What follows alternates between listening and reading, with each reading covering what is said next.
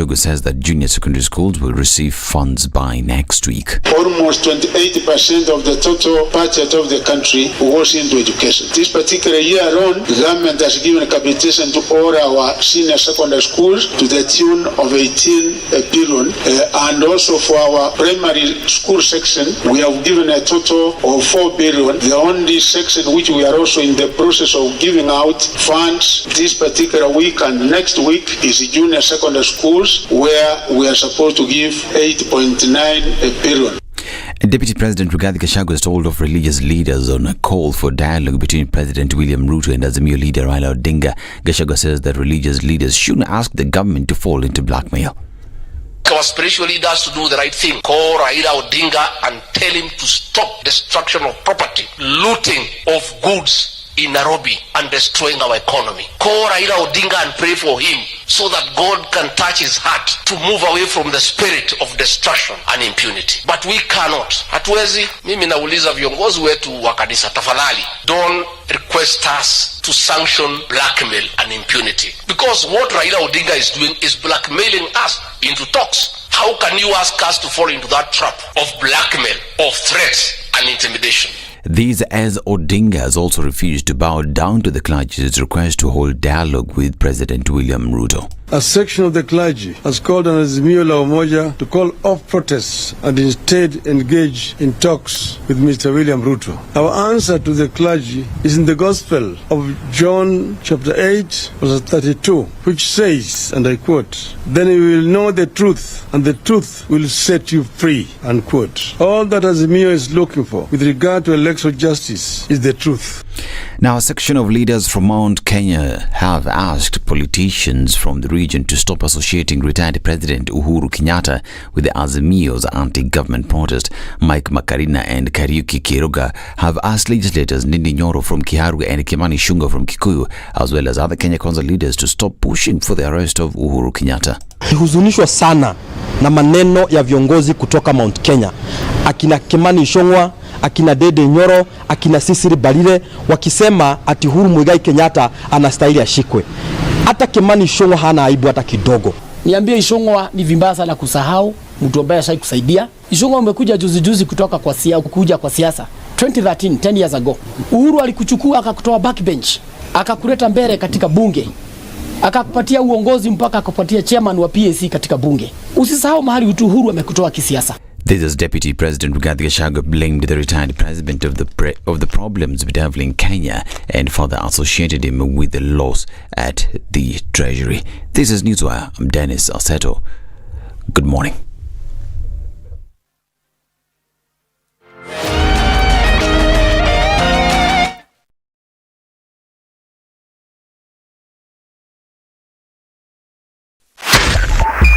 .5 SpiceFM, Kisumu.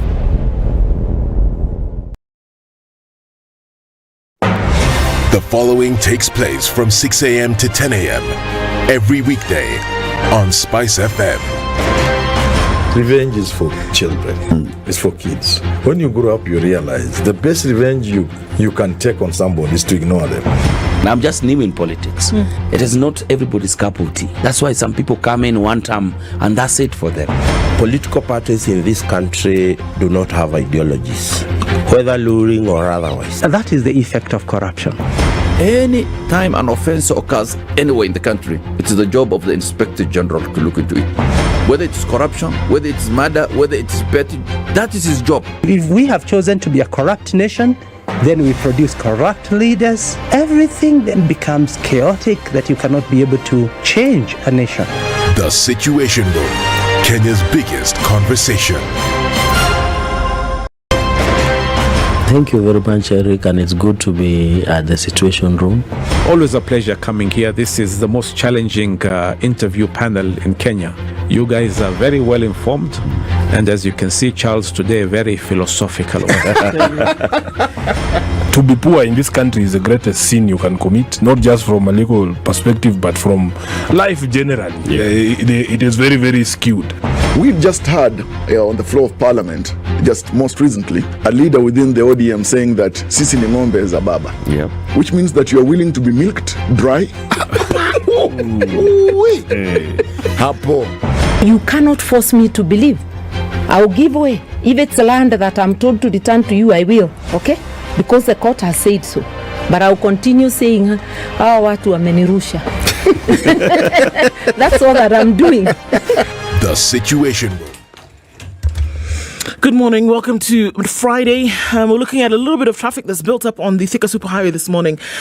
We know that the rains are going to keep coming down from what the Met has said, so it's going to slow things down considerably. We're also looking at a bit of traffic coming out of Westlands. Not too bad, though. You're able to maneuver without too much of an issue. Joko Road is also starting to build up as you get towards Landis and then through to the Kamkunji roundabout. It's okay on Mombasa Road. You'll be fine on North Airport Road heading out towards Outer Ring. There, and there. You'll be absolutely fine. Keep an eye on things and see how Friday pans out. Let's talk and see what's going on where you are on SpiceFM KE on Twitter.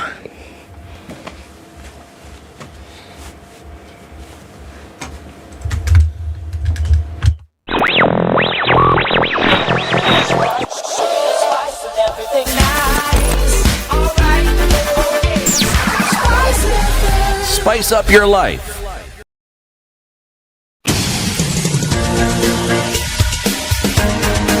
This is The Situation Room, the home of hard-hitting political commentary and penetrating insights about the state of the nation. This is a talk radio experience like no other. The Situation Room, a place for hard truths, debates, and elevated conversations. The Situation Room, witty, political, engaging, deep, controversial. In the room, we have C.T. Muga, researcher, academic, seasoned political observer, a fountain of wisdom in these politically uncertain times. Ndu Oko, Nigerian by birth, Kenyan by choice, communications expert, Pan-Africanist, a truth seeker and believer in people power, and Eric Latif, agent provocateur, the man in the chair, seasoned journalist, news hound, a man who believes in punching up, not down.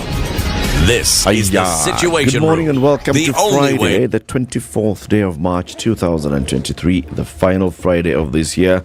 Kwisha hii maneno, we're now going to April. Month. The word you're looking for is month. This year, So, the year ends, my friend. It's not a tibai nini. No. We get like that.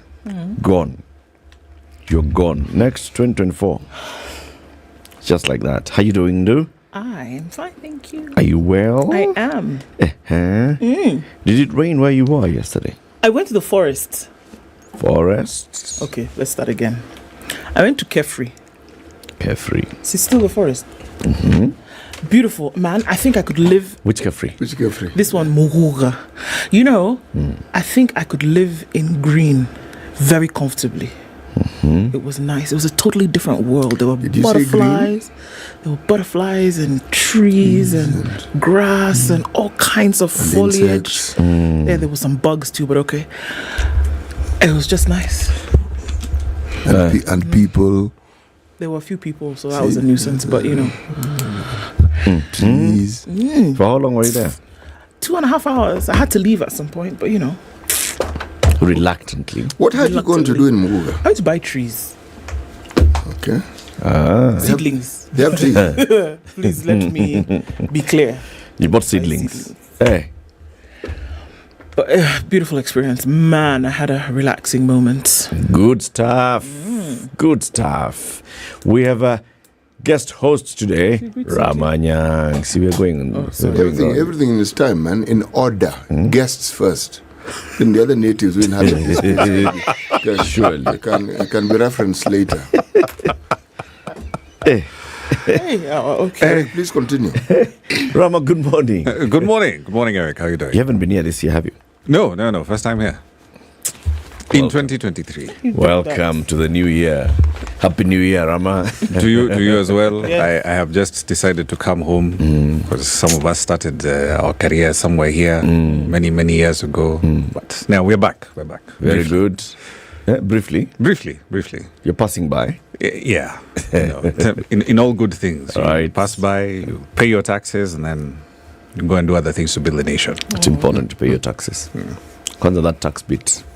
Tell City, he doesn't. City, how you doing? I'm doing very well. And what is this thing that I must be told which I didn't? No, CT has justifiable concerns about where his tax dollars are going. Many justifiable concerns. Are you concerned, City? About? Where your tax dollars are going? My concern, I have a very clear idea where it's going. Okay? That's what concerns me. It's not that the concern is that it's going where it's going. It's not going where it should go. That's your big issue. We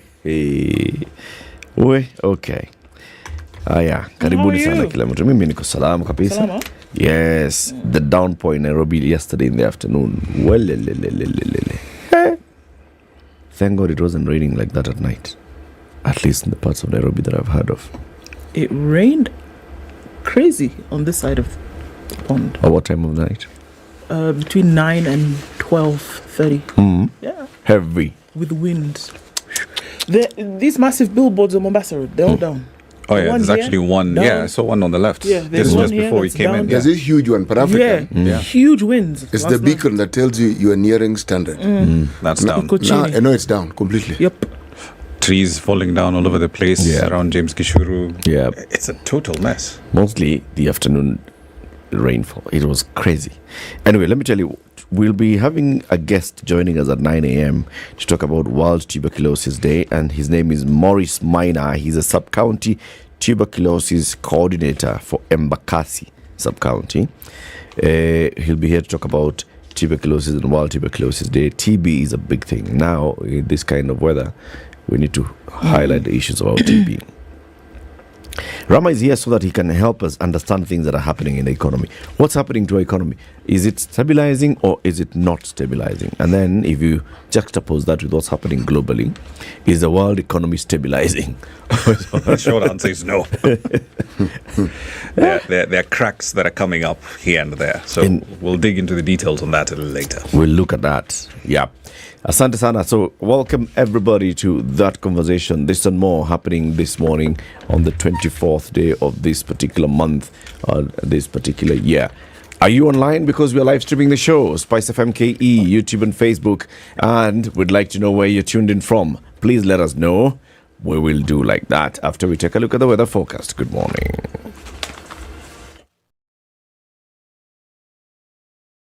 This is the Situation Room, the only way to start your day. Life is filled with lots of things. Routine, monotony, same old, same old. Boring. But here's a question. How much of life is filled with life? Join me and my co-hosts CT Muga and Eric Latif on the Situation Room from 6 a.m. every weekday and find out how you can awaken your senses and fill your days with flavor and with Minute Maid filled with life.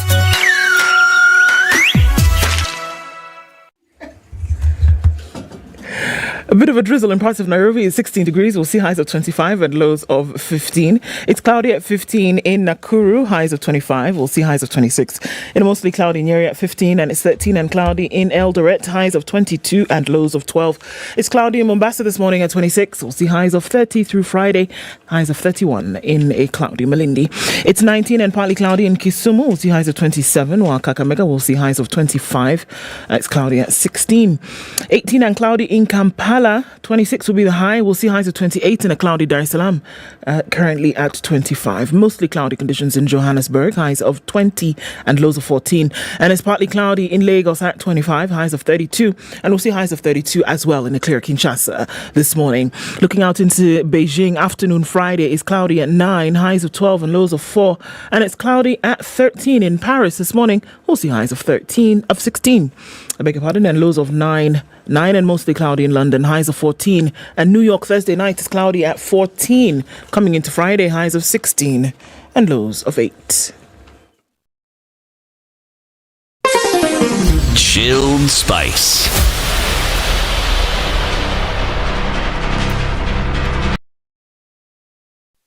Mature, intelligent talk every morning. Spice up yourself.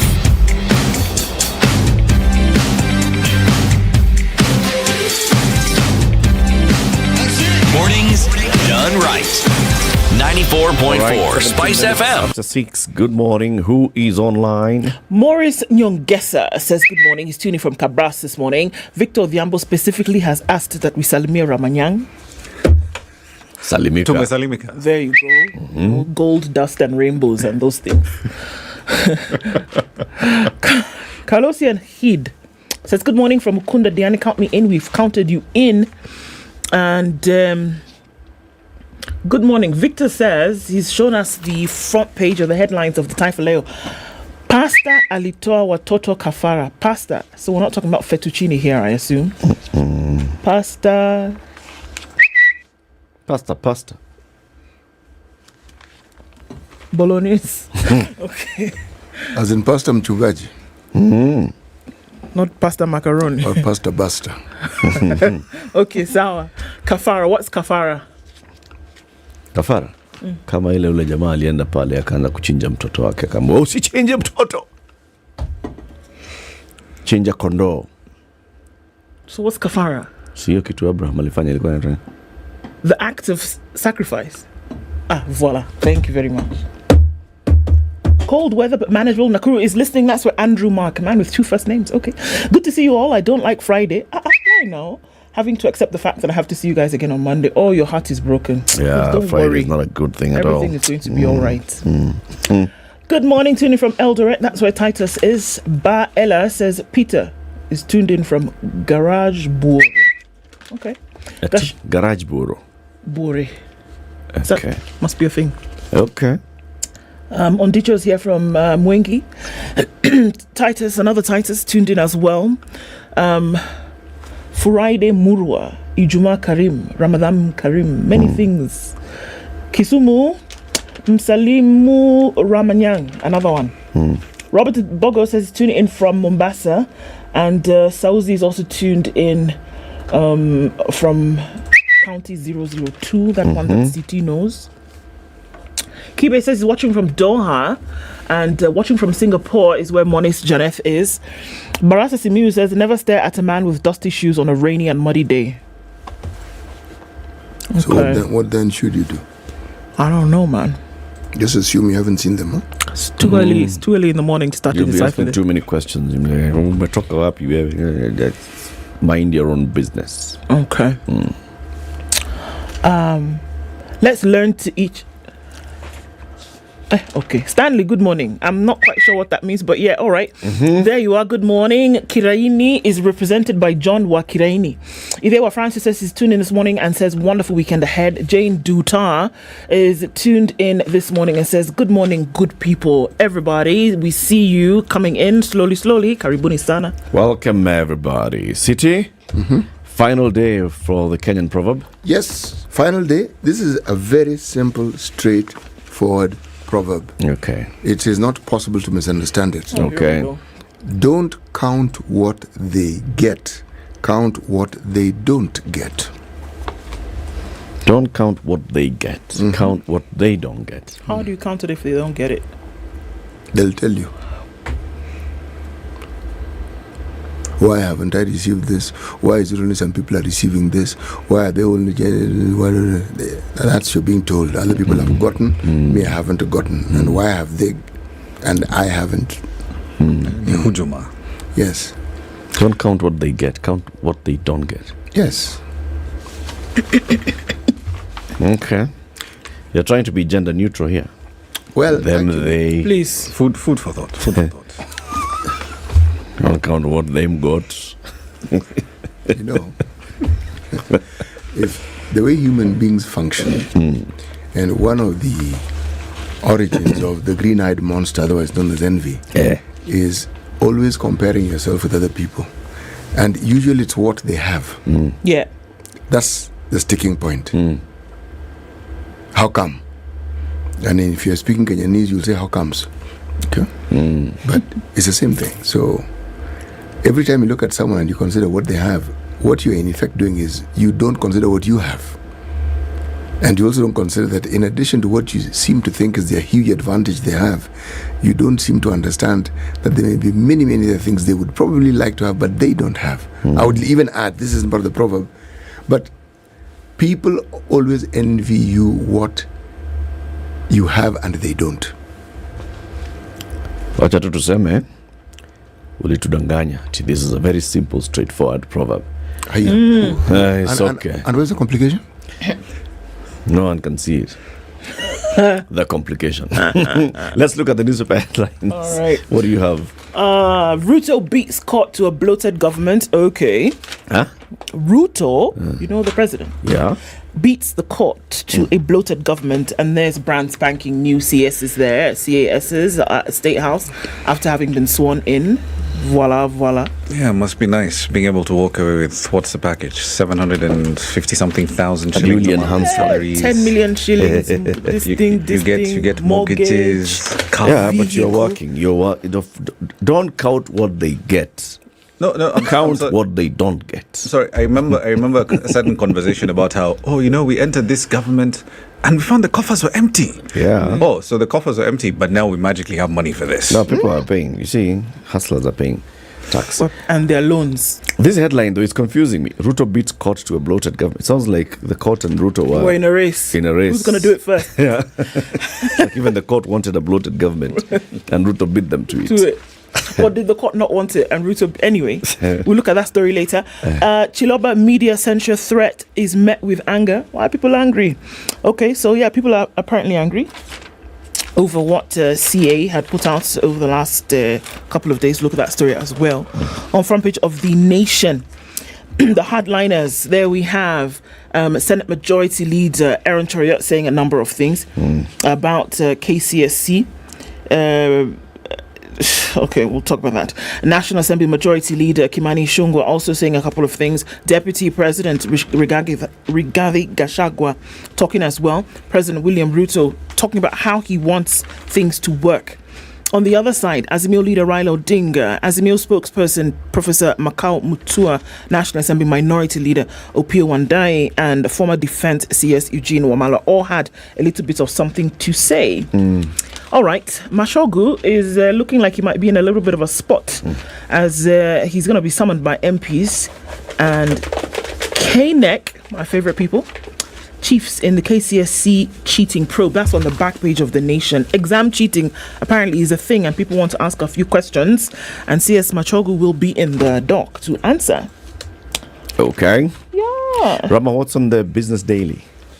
The headline. Quite a few interesting things on the Business Daily. That business of raising the pay for CASs. What are they called here? The Chief Administrative Secretaries. It's such an unwieldy title.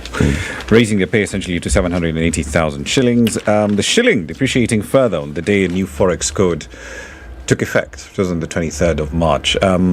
We're going to talk about that in a bit more detail, but the Forex market, the access to the US dollar, that's been a significant problem for virtually everyone in the market at the moment. Supposedly, Kenya is the best destination for foreign workers to come in and work. I'm not a fan of the word expats, but we'll discuss that in a bit more detail later, among other things. And there's a fantastic article here by Jaindi Kisero, where he's basically arguing that Cabinet is making a massive mistake in trying to push ahead with this privatization bill. We already have a Privatization Act of 2005, right? That worked fantastically. We had the Kenyan IPO, we had the Safaricom IPO during that period of time. Why do you need a new bill? So, plenty of interesting things to read about in the Business Daily today. Okay. The Star. On the right top hand corner, it's not green today. It's the on Fridays, it's the brown that Ndu calls rust. Brown. Wow. Okay. Or burnt orange. Burnt orange. Okay. Yes. Yeah, it's a thing, Rama. Okay. Siasa. Like fuchsia. History of divisive demos. Have Kenyans gained anything yet? It's a question that's being asked. Okay. This is on page 2 and 3. Then bang in the middle. Short in the arm, SRC, same story, set standard rate for allowances of payment. Okay? You know, I ignored that. I was hoping nobody else would see it, but hey. Now I've seen it and I'm wondering, since when do you curb inflation? By simply injecting this sort of thing, paying people more money. The whole thing is supply of goods and the demands thereof. Now, if the demand exceeds supply, what do you think you're going to do? This thing is not going to be curbed. It's going to skyrocket. It's not even complicated. And more importantly, the money seems abundant in terms of quantity, but the value, what can it buy? What can it give you? But anyway, story for another day. Travel stipend, major win for civil servants. Is it really? Then, bang in the middle, there's a picture of an elderly gentleman called Samal Longiron, 84, resident of Murusese village in Takwel, Loima sub-county, eating wild fruits. Now, this is the picture of the ravages of drought and suffering that we have. 84 years old. Oh, yeah. He's eating wild fruits. That's what he can eat. If he's eating wild fruits, he's not the only one who's eating wild fruits. No, definitely not. There'll be many others. Raila lifts star boycott, calls, slams Chiloba over censor. This is now Raila Odinga having a word to say about the mention he had about the boycott he had suggested for the Star newspaper. This article appears in the Star newspaper. Okay? Right. There's a couple who were killed, and we mentioned this yesterday. There's this story of double murder. Night guest puzzles police in Nyamira couple's murder probe. It's a story on page 6. What? Yeah. Okay. I have the Nairobian with me. The headline of the Nairobian is Bishop Murder or Suicide, while Dishon Mirugi claims Elizabeth Wanjiru died by suicide in his house. Relatives assert otherwise, as post-mortem shows injuries on the chest and legs. This is the story of Bishop Elizabeth Wanjiru Gedhegi, who died under unclear circumstances. Her lifeless body was found on the 18th of March at a rental house in Kahawa West, belonging to music producer Paul Mathengenderi, who's popularly known as Dishon Mirugi, and who has since been arraigned in court. The body was found hanging from the wardrobe. Dishon had initially told police that the bishop was his former girlfriend and that she died by suicide. While trying to lift the lead on what might have caused Wanjiru's death, some family members told the Nairobian that for about 5 months, the bishop was living in fear after relocating to Nairobi from Nakuru, where her Christ Deliverance Ministries International is headquartered. So, there are questions and questions and questions on what really happened to her. We'll look at all those stories in greater detail shortly. First, let's see how the roads are looking like. Is it a better situation today than it was yesterday at about the same time? Let's find out. 29 minutes after 6. This is Kenya's biggest conversation, The Situation Room. This is The Situation Room, the only way to start your day. Life is filled with lots of things. Routine, monotony, same old, same old. Boring. But here's a question. How much of life is filled with life? Join me and my co-hosts CT Muga and Eric Latif on The Situation Room from 6 a.m. every weekday and find out how you can awaken your senses and fill your days with flavor and with Minute Maid filled with life. All right, closer and closer to 6:30, and we're looking at traffic here and there having built up in different parts of the city. Taking a look at what was happening on the Thika Superhighway. Traffic is building up as you get out towards Survey, and we will see this build up. We usually don't see a lot of inbound traffic on the Thika Superhighway on Friday, but today this is a little bit different. There's a bit of a drizzle in some parts as well, so it's going to slow down a little bit. Not having built up too much on Limuru Road. James Gishoro looks good now as you're getting out towards Waiaki Way. Not much happening there. We still do have pools of water in different parts, guys, so please be careful. Don't get in if you're not sure how deep it is. Unfortunately, a number of drownings and water taking children away yesterday. So let's keep an eye on Jogo Road. Traffic is coming out from Makadara train station through towards Landis, out towards Kamkunji, and Uhuru Highway after the Nyeri Stadium roundabout. You're going to get to Haile Selassie at the junction, then into the city, out towards Westlands. You should be all right for now. Let's keep an eye on things and see how they open up towards 7 o'clock. Let's talk on SpiceFM KE on Twitter.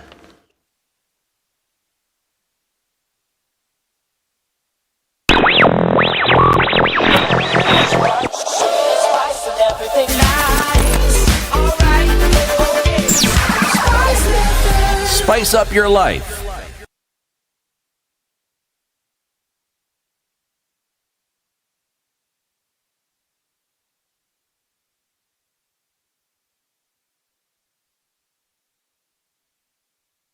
Okay, 29 minutes to 7. Okay, you start. Okay. MPs have summoned education officials over exam cheating. Remember when the exams came out, results came out rather, and A's all over the place, was raining A's. Now, Education Cabinet Secretary Ezekiel Machogu and the Kenya National Examination Council officials will be summoned by MPs investigating claims of cheating in last year's Kenya Certificate of Secondary Education. The National Assembly Committee on Education, which is probing the administration of the exam, say that preliminary findings show that there was massive cheating. Committee Chairman Julius Melly said that stakeholders have confessed that they were cheating. They actually came out and said, yes, there was cheating, and that is why they will be summoning Machogu and the officials. He added that upon conclusion of investigations, they will recommend measures to ensure the integrity of future exams. Who has confessed to cheating? Shareholders. No. They've confessed that there was cheating, not that they particularly cheated. They said officials. Stakeholders of what? That's what. Wait now. They just said stakeholders. Mr. Melly now came and said stakeholders. So stakeholders, if you look at all the stakeholders, it could be parents, could be teachers, it could be students, could be be officials, it could be anybody. Police. Those are all stakeholders in this thing, right? So now stakeholders generally, let's look at it like that, have said there was cheating. So now they've said, now that they have told us, we have to look into this thing. He said parents' payment of motivation fees for teachers and principals being under pressure to produce good results and earn promotions was some of the motivations for cheating. As a committee, we want to bring this exam cheating to an end. We are probing KCSE because there was an uproar across the country. Some schools had a mean score of 6 and shot up all the way to 10. Some had 3 and got 7. This is where the issue is, he says. And he's named this, rather termed cheating, as a national crisis. He says we want to see the extent of it and curb it. I won't say we will recall the 2022 KCSE certificates, but we want to investigate the extent of the vice. According to the chairman, KNEC is fully involved in the cheating. We'll try and get Melly into the studio. We know that he had summoned the KNEC. Neck. I like KNEC. Yeah, they had summoned the NEC boss to Parliament earlier in the week. I think it was this week. Now they are summoning Machogu. What exactly is it that they're dealing with? They're trying to get to the bottom of this thing. Of the cheating. Yeah. The cheating is not the problem, it's a symptom. These are children. Where do you think children learn how to cheat? From the rents. Yes. Who are the role models? And in this day and age of social media, where everything that is done is out in the open the second it occurs, and who do you think are the purveyors and the consumers of this social media? The bulk of them are young people. So, examples galore. The pressure to have a pristine score, more often than not, comes from parents. It does, but we are talking about a situation where we don't hear of people competing to either study, work hard to get the results. It's finding a shortcut. So I'm asking the question. You've glorified shortcuts. Yes, exactly. It's become the norm. How do you think young people growing up in Kenya look, see, understand when we have multimillionaires and billionaires who do not have anything that you can consider to add value that could even point to the wealth that they have, and yet they are extremely wealthy? I built my chicken fortune with a feather. Yes. To start with. Yes. I built mine with charcoal and also with selling eggs. Basic things. You work hard, pray, and you're good, supposedly. But if you find that is difficult, you can sell vegetables, and if you give it a week or so, you'll be a billionaire. It's not shortcuts, you work hard. Within 3 months, you can buy a car. My issue is with the framing of this conversation, because the framing of it, especially coming from Parliament, is like they're saying there was cheating. Let me tell you. And they're not basing it on any report that actually says there was cheating. They're not basing it on any audit that shows that there was cheating. You're absolutely right. Because the committee is starting from there was cheating.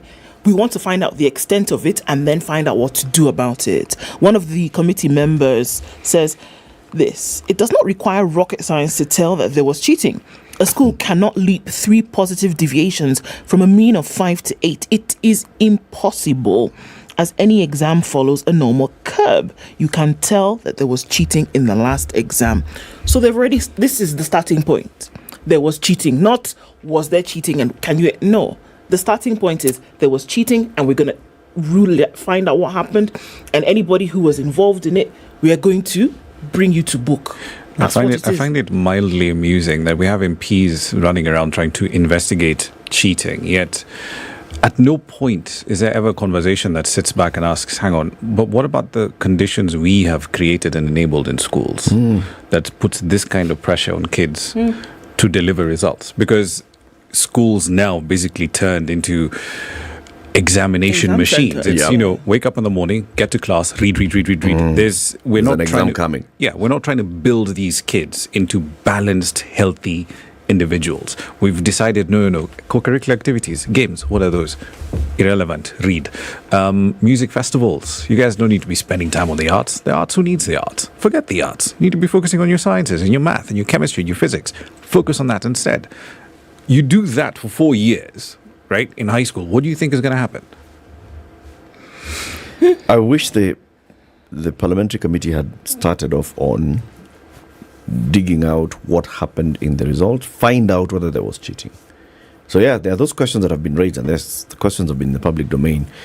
How did these schools perform, jumping from this to this? Okay, so why not just establish, using the Parliamentary Service Commission's budget, go on, seek a proper report, and then someone do some proper investigation. Yeah, then someone next, someone the minister, someone everybody else. Eric, you're spot on. This is dead cutting. Because you sensationalize an issue and you clearly do not want to get to the heart of it to ask, how did we get here? How did we have a situation where it is normal? And by this cheating, people point at students. It is not possible for students to cheat in such large numbers without the help of their parents and the teachers. It is not possible. So the question we should be asking is, at what point did we nationalize wrongdoing? How did we get to this point where... But City, how are you arriving at that there was cheating? At what point did we nationalize wrongdoing? What cheating? The wrongdoing here... Where is the cheating? The cheating is in this very question that is being raised. It's a lie. This is not the issue. These people are focusing on what you call the consequences of something. So it's a lie. This story of cheating is dead cutting. That's not the problem. It's a symptom of the problem. It's not the problem at all. It's not. Hey, yeah. It's a mad one. So we look into the SRC CAS allowances story into greater detail, and we can spend some time on it at 7 to 8 a.m. All right. What other headline do you have in the Business Daily? Right. Cabinet and privatization. This business of waking up in the morning and deciding that, you know what, it's a bit too cumbersome to try and sell off stakes in publicly owned entities by essentially crafting the plan at Treasury and saying we want to dispose of, say, 20%, 30%, whatever the number might be, or maybe 100% of Kenya Pipeline, Kenya Meat Commission, and so on and so forth, and then submit that plan to Parliament and say, guys, this is the sale plan, this is what we intend to achieve, these are the intended outcomes. The Privatization Bill of 2023 essentially looks to sidestep Parliament in that entire process and leave it entirely as a domain of Treasury, which is fundamentally wrong. It really shouldn't be happening. And at this point in time, looking at the bill, looking at everything that we've had in history, I'm yet to find one person in government who can give me a comprehensive explanation, a convincing one at that, as to why we now need a new privatization bill, yet we've had the Privatization Act since 2005. What is this new bill curing that the existing law cannot? Because this just sounds like a workaround of, I don't want to do the homework, so therefore I'm just going to avoid it. I think let's just start with a simple argument that after 2010 Constitution, we needed to create new laws, that align and are tuned to the Constitution. Okay, we don't need to change the text, we just need to upgrade it. The argument of bypassing Parliament, not even William Ruto can justify it, I'm sure. No one can. No one can, because this is basically avoiding doing your homework. That's along the short of it. Because here's the thing, especially with public finances, Parliament, and I can write entire books about the quality of oversight that we have here. But when things go through Parliament, when you have to put them through that meat grinder of oversight, who did what? Was this transaction kosher? How much is it costing the taxpayer? Those records matter. That's how we found out, for example, what the actual cost of the loans that we've taken on for this White Elephant project, the SGR, were. If that process was not there, would be missing out on significant issues, right? So to simply say that, no, we should actually now start disposing of a lot of these, and let's be honest, a lot of these state-owned entities are loss-making. They're soaking up tens, if not hundreds of millions of dollars from taxpayers every year. Some justifiably, some not. To simply say that now we have all these things that are sitting on the public's books that now we can just throw out there. What you're essentially doing is opening the door for individuals to come in with very shady deals, and Kenyan taxpayers will basically end up on the rung of that transaction. You know, Rama, it's possible that that's the end game. That's what the intent is from the very beginning. Essentially, that you're just grab these things. You're creating an opportunity for your whomever to come in and do the business. It's the 1990s redux, right? Because you look at institutions like, and actually you still even see it when you look at audit reports for companies like Kenya Railways, AFC, ADC. You literally will look at the asset register and the Auditor General will point out, that this particular land has been grabbed by person XYZ. This particular piece of land, this asset that belongs to this specific corporation cannot be accounted for, or we know it's under the control of some county entity or some county government, and yet that transaction never happened, or it was not properly constituted. That is problematic. And this is basically taking us back to where we were. It really shouldn't happen. We have seen that Okiya Mtata has said he wants to go to court to first of all even block that thing being tabled in Parliament. That's one route. It would be interesting to see how MPs debate this thing. Those that stand up to justify it, what would they be saying? That it's okay for us to give up our power as Parliament, our constitutional power of oversight, and allow ourselves not to oversight the executive. Not that they do much oversight in the first place, but still, the principle is still important. Here we are, and thereafter every justification will be we are following the law. Remember, that's a conversation we're having now with the IEBC. The law is very clear. The argument right now with the president is, look, the constitution of the IEBC selection panel is lawful. We are following the law. The law says these are the members. That's what we are following. However, the law was amended just a couple of weeks back. The rule of law. Chaos. Rule of law, man. The rule of law. We shall rule and govern. We shall govern using the rule of law. But who has written said law? You see, what Rama is talking about, essentially, if you look at the 90s that he just mentioned, the structural adjustment programs, this was precisely what it was, where IMF, World Bank prescribes certain austerity measures, conditional loans, but essentially focus and pressurize government to sell state-owned properties. It's happened before, and the idea is that this should lead to self-reliance, where we are promoting innovation, we're promoting all these things that are supposed to spur the growth. But what does it envision? It's a time when certain constants are constant, meaning, for instance, COVID wasn't there, we haven't had a drought, we don't have some war somewhere, or all the things that are making life unbearable aren't there. But in the circumstances that we find ourselves in, if you introduce these things, how exactly do they help? But worse still, the reality we have is it opens the door for plundering what you may call state assets.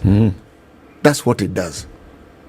In the name of disposing of them, in the name of ensuring that you privatize these things. Let's take, for instance, Moroni Sugar Company, okay, where I come from. They are farmers. Are they going to consider including people who own land and who are responsible for providing cane, for instance, to the factory to be shareholders in this particular? Is there a plan to have people who have an input into whatever state? Are they going to? No. There are people, individuals who will buy them. And that's part of the problem, because if you skip that entire parliamentary oversight process, right? If this is entirely going to be a question of what is the ruthlessly financial economic ideal thing to do, right? And there's an entire argument. And the last time we were here, City, I know we had this discussion around what we should do with the sugar sector. We didn't finish it. No, we didn't. We put a pause on that one. But at the end of the day, if you don't have that parliamentary process, right, these questions are not answered. Yep. And in as much as, right, there's an argument to be made about whether or not we need to streamline where we put our limited tax resources in supporting these state assets. And the fact is that the bulk of them simply aren't making money, right? They're draining cash out of the public coffers. These are legitimate questions that need to be answered, and they cannot be answered if you don't have a proper debate about it in Parliament. You know, we privatized Posta, I remember. Now, the argument was that it wasn't making money. What always puzzled me as a young person was, this is a monopoly. How does a monopoly lose money? I mean, how do you do it? It's a service that people needed. Run it badly. Yes. That's a long short of it. How? Everyone uses a service, and the end, you collapse it. How exactly do you do this? No, it's not too bad. It's just mismanaging spend money that you don't have on things that you don't need. Precisely. So it means that even these entities that we say are not working, is it that they're not working, or have they been mismanaged? And deliberately so that they can be sold for a song? Not necessarily, but that merits a further discussion. It's another big one. Oh, yeah. City, what are you looking at in the Star? Star, did you say? Not the East African. The Star. Wow. I was looking at the East African, but anyway, let me tell you what I was looking at that I found interesting. Just hold on. All right. Page 8. Senators summon Treasury PS over cash crunch in counties. Okay. The funds are outstanding disbursements for December, January, February, and March. Okay, how many months? 3, first quarter. Okay. The story goes as follows. National Treasury Principal Secretary Chris Kiptoo has been summoned to explain the delays over cash disbursements delays that has caused massive cash crunch and disruption of services in the counties. The summons by the Senate's Public Investments and Special Funds comes after the PS skipped an invitation by the panel to shed light on the delays that have made life difficult for the governors and their governments. The counties are in their 4th straight month without funds from the exchequer disbursement from the Treasury. Okay? So, that money of ours, we're not going to be paid. But anyway, it's okay. The last disbursement was done in November last year. Okay? Even then, we're not paid. Currently, the counties are owed 122.1 billion. The funds are outstanding disbursements for the month of December, January, February, and March. Committee Chairman Godfrey Osotsi said the counties are suffering, with most of them overstretched to the point they cannot pay any salaries for their staff members. Okay. But we have money for CASs. Yeah, of course. No. Rama, you need to get this straight. We even have money to increase the allowances of civil servants. Oh, yeah.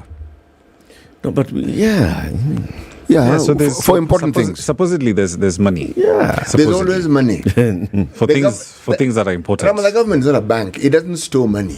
It collects, it spends. It collects, it spends. So there is no time the government isn't collecting money. No, there it's always is collecting. no single time. It's just not spending it, even just on the basics. It's not spending it right. No, it's not spending on what they say they're going to spend it on. They tell you this is how they're going to spend, and then they spend it.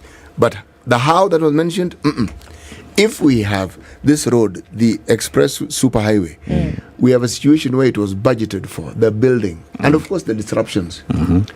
We budgeted again 9 billion so that we can repair the roads and blah, blah. I mean, we how many times are we going to budget for this thing? One more time wouldn't be too bad.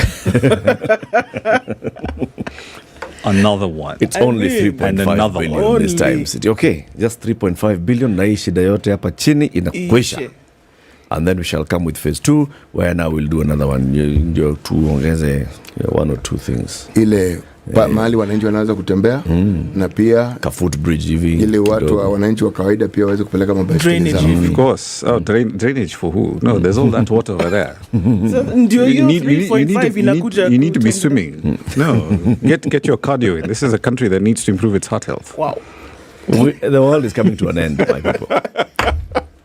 And if you don't believe me, there's a pastor called Paul Mackenzie of Good News International, Shakahola. Good News International, Shakahola. Where's this church nestled? It's in Magarini, Kilifi County. Okay. Pastor Paul Mackenzie told his people a deadly disease is coming. Watch that's coming at the Marburg. A deadly disease is coming, okay?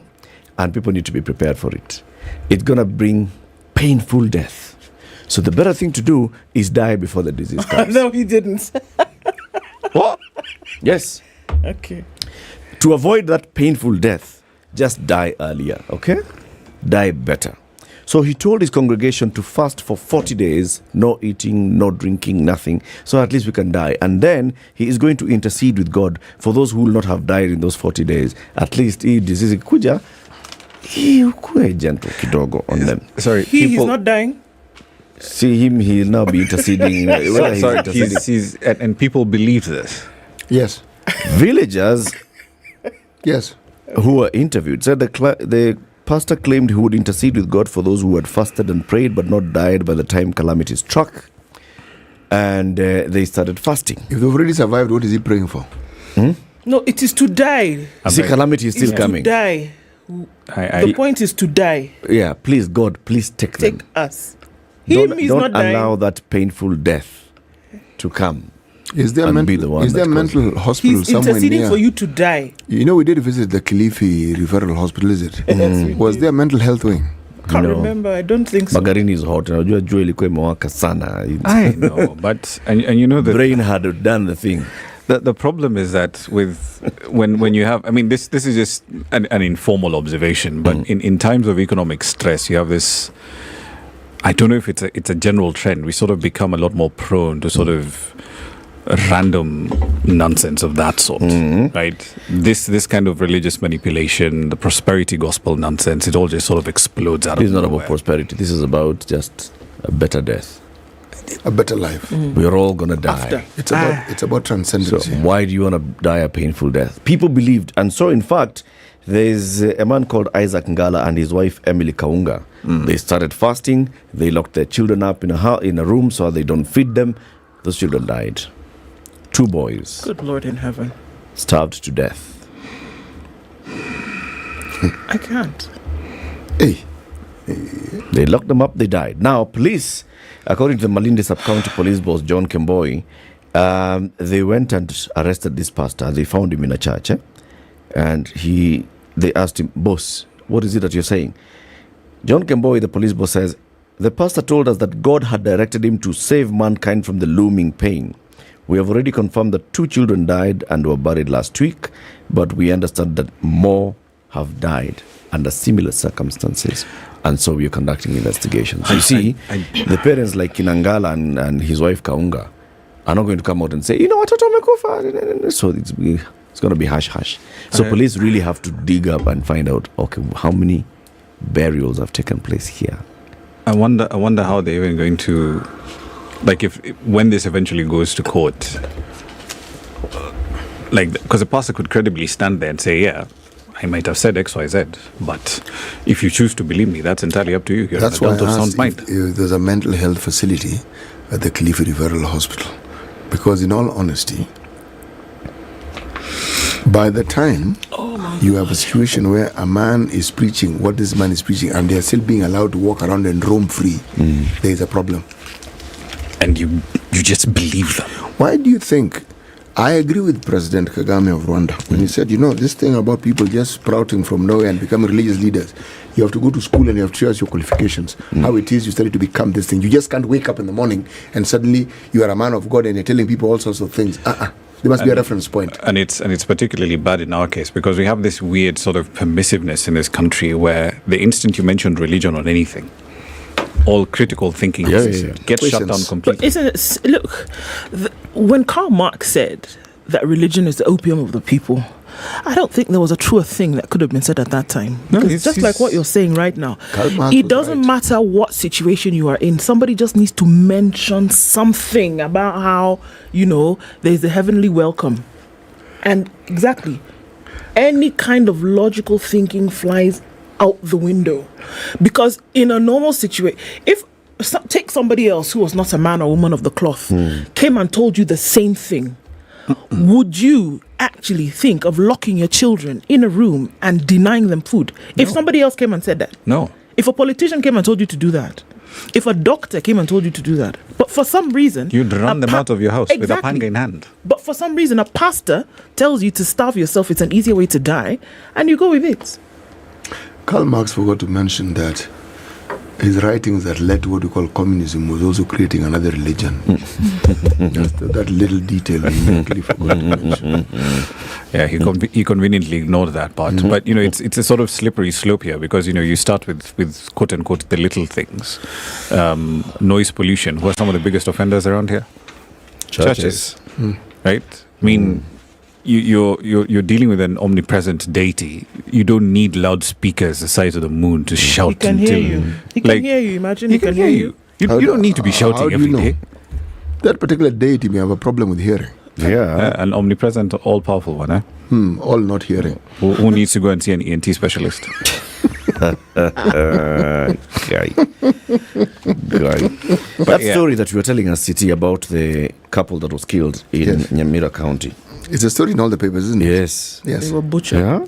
So relatives are linking this cold-blooded murder of an elderly couple in Nyeri to a dispute over property in Nairobi. Their bodies were found inside the family's home in Nyamakoroto village, Nyeri County, on Tuesday. Masaba North Sub-County Police Boss Robert Ndamili says he suspects the execution of the couple was committed by hired professional killers. They're trying to unravel the mystery behind the killing, saying these killers left no footprint. As in, they came in, they did the thing and went. In the Heinous Act that has left neighbors shocked, the body of Edward Morechinyagechi, who lives in the US, was found lying near his garage with deep cuts on his head, his hands and legs tied using binding wire. His wife, 60-year-old Grace Murema, was found in the bedroom with deep cuts around her neck and tied just like her husband. Now, people are suspecting because of some property that they had in Nairobi, this could have been part of that beef. That's what you're talking about. On page, even as we end this particular session, 16 of the Star, there seems to be a wave of suicides that has hit Naivasha. Yes.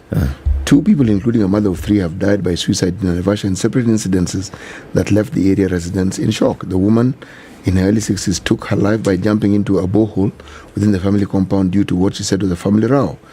The death brought to 11 the number of people who have died by suicide in the town since the year began, with depression blamed for the cases. This suicide could be an excuse.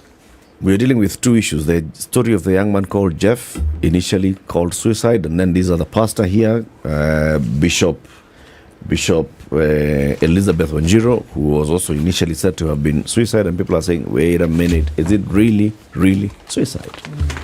Suicide could be just a new spate of murders in Naivasha. Naivasha, carefully calculated to appear like is known to have some really weird incidences. Kabisa.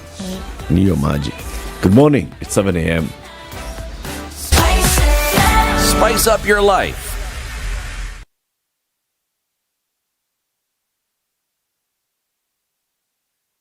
Has dismissed reports indicating that help is cash-strapped. Speaking in Kisii, Ruto said the government had in the past 2 weeks disbursed enough funds to help for lending to students across the country. Higher Education Loans Board. Hapo mimi nataka niwatangazie. Sasa tumeweka pesa ya kutosha kwa budget in the last 2 weeks. Muko na pesa sasa ya Higher Education Loans Board. Na wale wote watapata pesa hiyo, ndio msihangaike, muweze kuendelea na masomo yenu bila ya matatizo. This event comes as Education CS Ezekiel Machogu says that junior secondary schools will receive funds by next week. Almost 28% of the total budget of the country goes into education. This particular year alone, the government has given capitation to all our senior secondary schools to the tune of 18 billion. And also for our primary school section, we have given a total of 4 billion. The only section which we are also in the process of giving out funds this particular week and next next week is junior secondary schools, where we are supposed to give 8.9 billion. Now, Deputy President Rigathi Gachagua has told off religious leaders on a call for dialogue between President William Ruto and Azimio leader Raila Odinga. Gachagua says that religious leaders shouldn't ask the government to fall into blackmail. Our spiritual leaders to do the right thing. Call Raila Odinga and tell him to stop destruction of property, looting of goods in Nairobi, and destroying our economy. Call Raila Odinga and pray for him so that God can touch his heart to move away from the spirit of destruction and impunity. But we cannot. Hatuwezi. Mimi nauliza viongozi wetu wa kanisa, tafadhali, don't request us to sanction blackmail and impunity. Because what Raila Odinga is doing is blackmailing us into talks. How can you ask us to fall into that trap of blackmail, of threats and intimidation? And Azimio la Umoja coalition party is now accusing the government of planning to interfere with its planned demos by hiring the youth to cause chaos and even lead to murder. Raila Odinga said Deputy President Rigathi Gachagua is the mastermind and intends to use the youth, he says, will be given uniforms resembling Azimio's and be issued with weapons.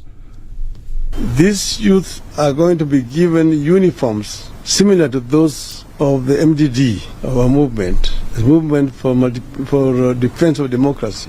Then they will mix with our youth and accompany them throughout the demonstration. But at the end of it, they are going to be armed. They are going to be carrying not only stones, not knives, and pangas, which will be disguised, but they will also be having weapons, guns. And then they will shoot, they will stone, they will knife, and the aim is to kill over 1,000 people. According to Odinga MPs, Kimani Ichung'wah and Ndindi Nyoro have orders to tarnish Azimio's activities and later file a petition against Azimio leaders at the International Criminal Court. And then they're going to now make a case that there's a bloodbath and try to send those who are leaders of Azimio to ICC. We want to condemn in the strongest terms possible this kind of nefarious criminal plans by these people to try to cause mayhem and bloodshed in our country. We have said ourselves that we are a peaceful movement. We don't want any bloodshed. And we want to urge Mr. Gachagua and his people that the plans you are trying to make are evil and they will fail. Many members of the clergy have maintained that they are ready to mediate between the President and Odinga. The National Council of Churches of Kenya has expressed its readiness to lead the reconciliation talks. We in the church and as NCCK, we are available to mediate should that be required. Thirdly, Your Excellency, we appeal to you. We appeal that you rivet the attention of the nation on the crippling drought and famine that continue to ravage the country, which has increased the cost of living radically. Kenyans are suffering, and their suffering is worsened by a government that is focused on politicking rather than providing solutions. Tomatoes Education and the National Assembly Committee on Education has said its preliminary findings show that there was massive cheating in the 2022 KCSE exams. Speaking after a public hearing session in Mombasa, Committee Chairperson Julius Melly said that the cheating is most of the exams originated from the council itself as it allegedly sold its own exams. This is Newswire. I'm Dennis Aseto. Good morning.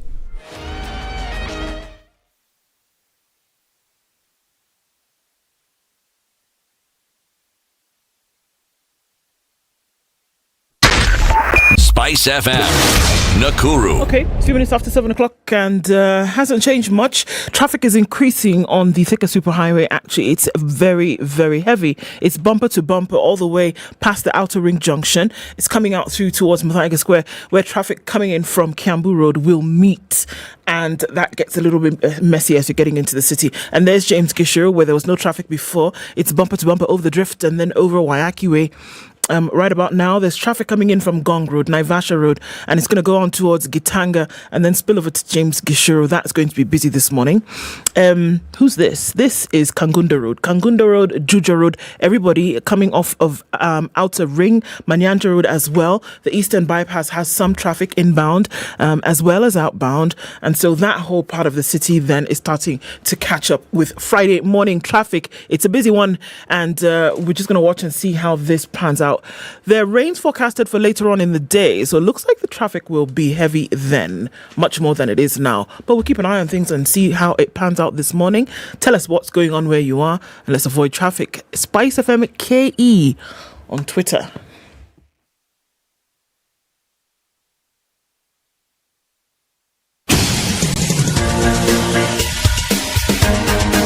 This is The Situation Room, the home of hard-hitting political commentary and penetrating insights about the state of the nation. This is a talk radio experience like no other. The Situation Room, a place for hard truths, debates, and elevated conversations. The Situation Room, witty, political, engaging, deep, controversial. In the room, we have C.T. Muga, researcher, academic, seasoned political observer, a fountain of wisdom in these politically uncertain times. Ndu Oko, Nigerian by birth, Kenyan by choice, communications expert, Pan-Africanist, a truth seeker and believer in people power, and Eric Latif, agent provocateur, the man in the chair, seasoned journalist, news hound, a man who believes in punching up, not down. This is The Situation Room, 7 minutes the after 7. only Good way morning. to start Welcome your... to the second hour of The Situation Room. Happy Friday. We're live on SpiceFM, live now on KTN Home, also live streaming the show on Facebook and YouTube. It's Eric Latif, Ndu Oko, CT Muga. And as we wish our brothers and sisters Ramadan Mubarak, we also have Ramanyang in the studio with us. Good morning, everybody. He's a guest host. So, City has a day's proverb. I hope this time around it might be a little clearer. I will read it slowly. It's a Kenyan proverb. It is. Yeah. Okay. Tunena kwa mwendo wa aste aste. Yes. Don't count what they get. Full stop. Count what they don't get. Full stop. Don't count what they get. Hapana, usiende huko. Count what they don't get. Yes. Well, it's just going to make you feel better. Counting what they get may make you feel bad. Like, how come they have this and I don't have? Counting what they don't get makes you feel... how come they have Prados and they're overlapping in traffic and I can't do that? They're just saying, lakini at least hawana watoto wengi kama mimi. Yes. At least hawana. Hata hiyo gari kwa deni. Alichukua loan. Mimi sina deni. So it's to make you feel better or what? Find softer ways of feeling better. You know, I was marveling at how it is when we look at vehicles on the road. We tend to see are new vehicles, and yet the older vehicles are more on the road than the really new ones. And then in this country, newness is not determined by the age of the car, but by the number plate. Oh man, don't get me started on that one. Yes, so because it's a really bizarre thing with this market. Yes, like no, I want this number plate. Like the number plate has absolutely nothing to do with the model of the car. No, it doesn't. And yet, or the newness of the car. Yes, no, it doesn't. Not really. But you see, that tells you exactly how it is we think. We are more obsessed, and the word obsessed, I use it not sparingly, I'm using it accurately, with the optics. We are more obsessed with the image, how it is you will be seen. Have you seen how often the term V8 dominates conversations? And V8 has been turned into this catch-all term where it's, the way Nissan became a random brand for vans. For matatus. Yes. 14-seater van, it's a Nissan. It's a Nissan, yes. Patele Colgate ya closer. All of them is the same thing. Hey. Ile Kimbo ya.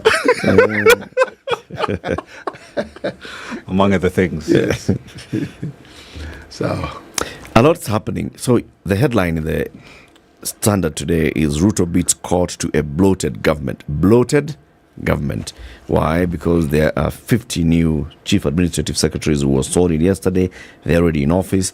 And yet there's a case that had gone to court where somebody was seeking to have this matter halted. Okay? But then the matter was due back in court yesterday at 9 a.m. By that time, we're already gone somewhere far.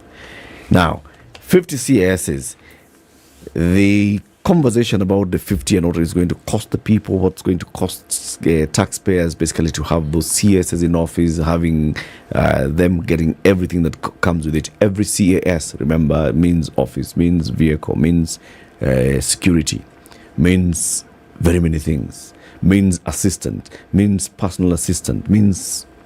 So they come with an entire battery of other people.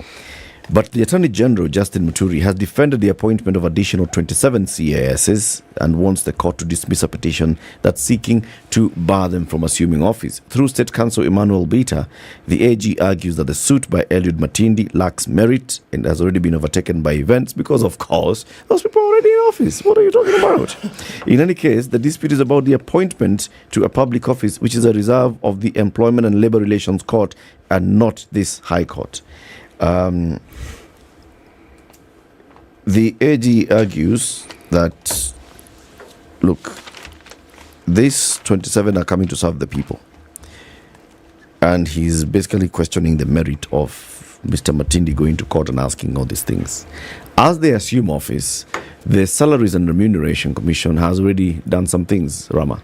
Yeah, it certainly has. So essentially what they're trying to do here is to adjust the pay packages rather, that these CASs would essentially be receiving. So in essence, if you take everything combined, basic salary 459,000 shillings, house allowance courtesy of the Kenyan taxpayer 165, basic salary 400 basic salary 459. You have a house allowance of 165,000 shillings, more than $1,000. You have your commuter allowance doesn't even come into picture because you know, we're paying for all these vehicles that you're moving around with, fueling them, providing security, drivers, yada, yada, yada. Then there's a salary market adjustment, and that's going to have to raise some interesting questions in there. 155,000 Kenyan shillings. So if you sort it all up, 780 grand is a number that you're looking at the end of the day, and that moves them just above what principal secretaries have as their take-home pay, is around 765. Sorry, not take-home pay, gross pay, 765,000 Kenyan shillings. And then the CAS is going to be at 780. So there's a difference of about 20k, give or take. Sorry, no, is it 20k? No, 15, give or take, right? Between these two. It's important. But at the end of the day, you know, principal secretaries, accounting officers in ministries, these are individuals who more often than not have actually gotten there by merit, right? These are individuals who they actually do the proper grunt work. They've been in the public service, right? Yeah. They put, when, for example, if you're trying to negotiate a new facility with the World Bank or the IMF, more often than not, the technical work, those teams, it's a PS. This essentially is a classical example of State House deciding to prioritize rewarding political loyalty. Damn the taxpayers. That's the long and the short of it. Because I fail to see what value CASs bring to the table. What is it that they're doing that PSs are not already doing? Okay. When the mention of CSs, the numbers, the required numbers, the suggested numbers by Kinyua, when did this conversation begin? Last week, the week before last? Which one? The CAS. It goes back to Uhuru Kenyatta. Okay? Matter went to court. Yep. Halt until it is determined. I'm paraphrasing and moving it quickly. It was determined. It is okay, you can have CSs. Okay? But you need to have 23. We have 50. Have you seen how the conversation of the CSs has dominated our minds? Among other things. We get granular about what they're earning, what they're supposed to earn. Okay.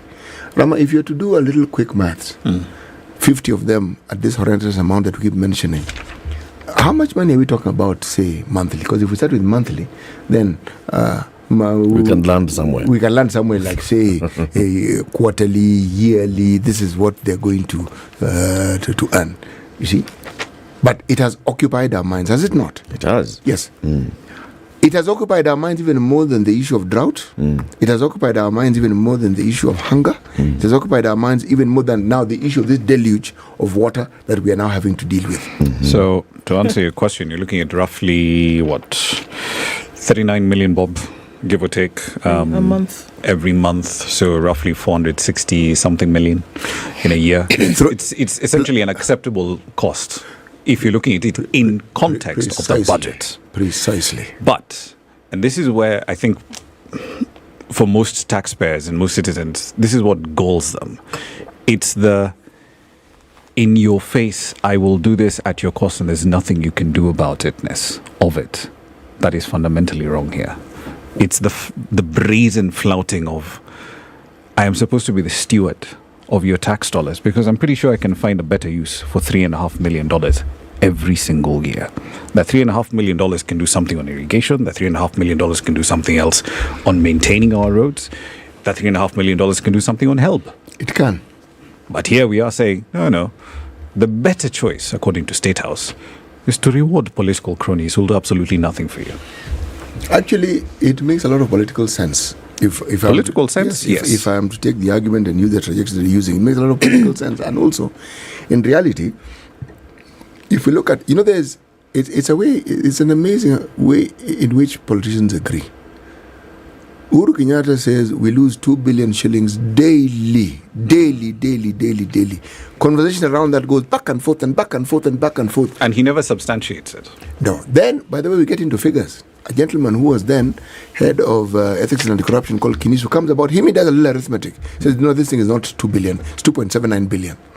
Now, then we move it forward. We have Mandamano. The deputy president tells us we lost 2 billion in that one day. 2 billion. Now, is this 2 billion separate from the 2 billion we were losing previously? Because if it's in addition, then it means corruption plus that one. On that day, we lost 4 billion. Pop now. 4 billion can pay these guys' salaries for how many years? Oh, several. 5 years. 5 years. You've paid the salary of these CSs with the money that we lose. And have change. And have change. Okay? Why am I going into this? I have given this thing thought, and I am of the view, what you're calling in your face is true, but it's deliberate. Dead cutting, I keep mentioning it. We are being occupied by issues that divert our attentions from the real issues that we're supposed to deal with on a daily basis. The things that ought to be done. Because this the government can do. Okay, now what about the other things that concern a larger population? Are they being done? No, but this is the focus. And Eric mentioned this a while back and said, this one will end, then they'll bring something else. Then something else will come on. It's a cycle of distraction. It's a cycle of distraction. You're constantly being distracted. The president goes to Kisii. Now, help comes into focus. And the discussion around help, it follows a pattern of always picking on an issue that is something that a certain group of people consider thorny and tricky. And you address it by talking about money that has been set aside for it. And people cheer wildly. And then after that, you chill. And something else will come up. And something else will keep coming up. But the pertinent issues that we need to focus on a daily basis keep taking a backseat. Why are we not focusing on those pertinent issues? Well, because we are being assisted in ensuring we don't focus on them. No, we also have very short-term memories around here. Because we are the ones who are focusing on those issues. If you talk about this 39 million shillings that's going to be spent to pay the 50 chief administrative secretaries who will perform some certain roles in government, okay? That's 39 million shillings in a month to pay the 50 people. That's what is occupying us. How much has it costed us to transport the president from Nairobi to Kisii? I mean, if you want to start looking at, how much money are we spending? Or how much... Look at it in entirety then. Yeah. And start to sort out the details. To just move President William Ruto from Nairobi to Kisii. For that tour. How much does it cost? How much does it cost? So what is this 39 million shillings? Can we look at and see what are they supposed to be doing? And then move on and focus. So what do we want? You said people are sleeping hungry. Why aren't we focusing ourselves on who are these people and where are they? Are they being fed? Why aren't we focusing our attention on, all right, how many people are receiving this fertilizer? Do they have access to this fertilizer? Yes. Have they received it? Are they using it? Is it working? Why aren't we asking ourselves those issues? We can't always be blaming somebody else for distracting us. Why are we being distracted if we were really focused? Actually, it is almost impossible to be focused in the times in which we live. You know why? The moment you have a real situation of uncertainty, the first casualty is focus. Because your attention is focused on survival. Yeah, just basic survival on a day-to-day basis. So everything else is an extra. And so if somebody introduces a new extra, it'll follow a certain trajectory or a flow of things that you're dealing with. And yet we still have to be able to walk and chew gum at the same time. Because these it's not that we'll have the luxury of being able to deal with these things one at a time. It will simply not happen, right? Politicians are politicians. I will throw distraction 1, I will throw distraction 2, and then I will go off and do something completely different in the background, right? While you're still trying to figure out what exactly is happening, right? That is the nature of the game that is being played here. We have to adapt to that. Right? And yes, $39 million shillings a month sounds small on the face of it. But in addition to everything else that is happening, still worth fighting about. The principle of it is the issue. Why do you add a new expenditure when we have people who cannot afford to eat on a daily basis? And yet, if you are to get granular, as we are suggesting, on the larger scheme of things, that amount is not something we should be quibbling about. Not really. Well, we should be quibbling about it because every single cent, especially right now, and government tends to sort of ignore these issues and gloss over them. These are the same guys who came into government and said, you know what, we're going to focus on giving taxpayers value for money. We are not here to waste cash. etc., etc., etc. We will essentially find $3 billion, 300 billion shillings worth, right, of spending cuts to make on wasteful expenditure. And ever since they got in, they've done the complete opposite of those things. That's $3 billion in spending cuts, virtually did not materialize. We're going to eliminate wasteful subsidies. Ask oil marketing companies over here, they're still struggling to get payments for subsidies, right? You and I, when you go to the pump, put in petrol, diesel, buy kerosene, you're basically paying for these subsidies. It's not that the money is not flowing into Treasury's coffers. But yet, from Treasury to OMCs, there's a problem here. That money is simply not going where it should be. Now, in some cases, it was diverted to do other things like paying SGR costs. But at the end of the day, we don't exactly have money to waste here. And things are getting really, really tight, not just domestically, but on the international front. The underlying thought here is that these individuals who then are in these positions would not necessarily be fulfilling any duty that is already not being done at the ministerial level. True. And I think that's where the problem is here. That the thought is, so what exactly are these 50 individuals going to do? The initial number was 23, so maybe there was seen to be some kind of need or some kind of holes that they would then be able to plug. But when you add another 27, the question then becomes, what exactly are they going to do? And it's the value for that money. Because if you take that 39 million shillings per month and you ask yourself, realistically, are there other holes that the country is currently suffering from that could be filled with that? Now, if you look at it over the long run, and you ask yourself, okay, it was then paid in salaries and allowances to these CASs. Did they give value that can actually be seen and recognized for the country? And I think that is what the long run question would be. Would there be value derived from this additional spending? Because that's when spending makes sense. At whatever level you want to look at it, that you spend a shilling or you spend 10 million, did you get value for that? And what's the opportunity cost Absolutely. incurred and in that's the making thing right here. that Will spending? they give it back? Because 39 million, you could say, it's small change in the larger scheme of things. 39 million. But what are you getting for it? What are you getting for it? Political stability, like City today, said. Can we answer a question? Can we answer the question? $3.5 million for political stability. Yes. Right, when these people are in office, they're representing various interests. And like you said, they're political rejects. Exactly that.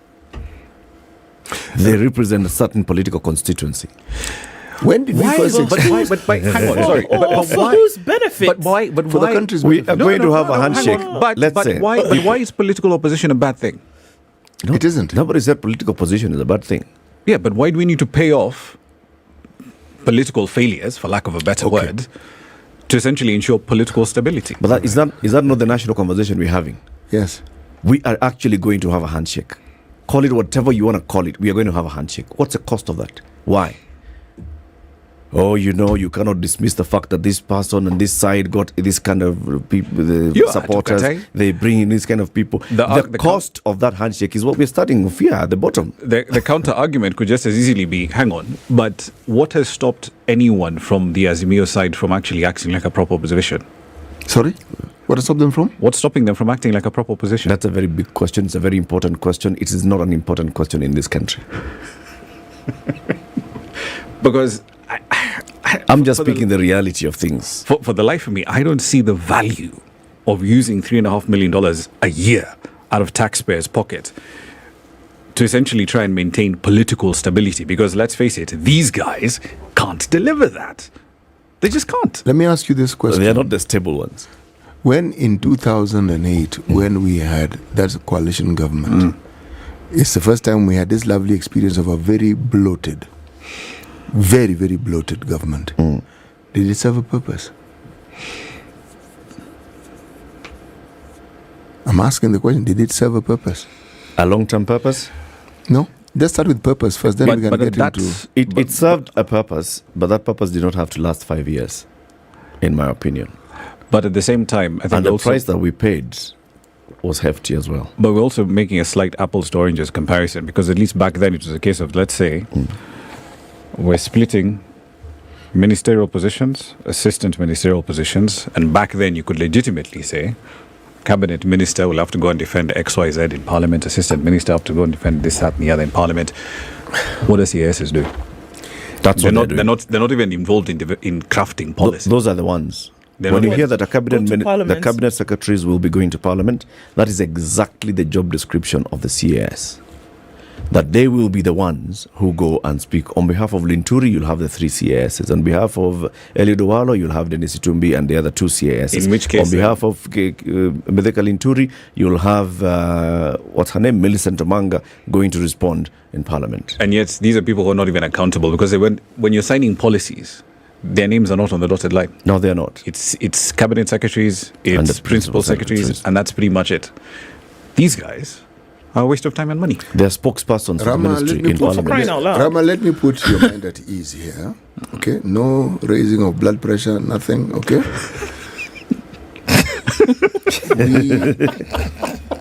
Okay? Rule of law. If the impediment is a statute of law, we will change it.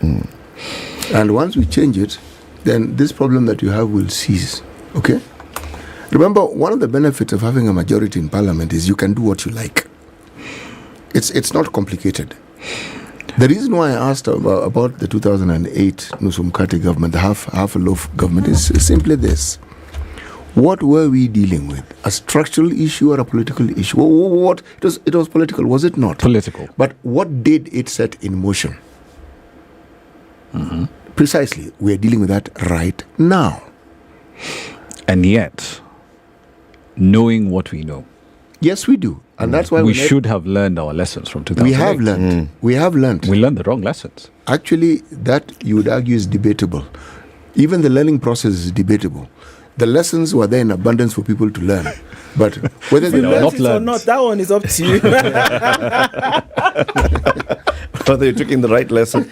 Anyway, I think bottom line, I agree with you, Rama. It raises all these questions. It is not just 39 million. 39 million is what the salary is going to be. Exactly. Maintaining this 50 CASs is going to be another cost. Because there's going to be cost of chai, mandas. There will be people attached to them. Yes. Everybody else that comes around them, Yes. There's the maintenance and servicing of the vehicle, there's police that are attached to them. There's an entire cost. And these other costs usually amount to about 300 billion shillings every year in our budget. Okay? Just running these 2 things. In my mind, even we are increasing it. Even that 300 billion is of no consequence. Let me tell you something. So let's take a break. No. Tell him about Minute Maid. No. It's time for the Minute Maid break. Because of why? Why do you need Minute Maid this morning, Ndu? You, because you do. I need a moment. I need a moment to just try and become productive again. After hearing these things, and you say to yourself, okay, just take an moment. And that's what Minute Maid allows you to do. Through all its wonderful flavors, you can just take a minute, recalibrate, get your immunity back up. Because these things, if you think about it, they can make you sick. So Minute Maid allows you to take a break and, get back on the line. Yeah. I have a message for a couple of the new moneyed people in town. You can look at Joseph Limo Kirui of the National Treasury, or British Nkatha Nyaga of the new CAS, National Treasury, or you can pick Catherine Orogoro on the Foreign Affairs Ministry. Now they have money. Some 780,000 shillings will be getting into their account every month. You can start owning a home in Two Rivers. And you can just go and purchase an apartment at Two Rivers Mall, and it's various apartments of various sizes, 2-bedroom, 3-bedroom, 1-bedroom apartments, Two Rivers Mall, next to hotels, next to facility. In fact, the CAS is in the Ministry of Trade. They'll be walking to office. Who are the CAS in the Ministry of Trade? They'll be walking to where? Office. The office of the Ministry of Trade and Industry and whatever is at Two Rivers Mall.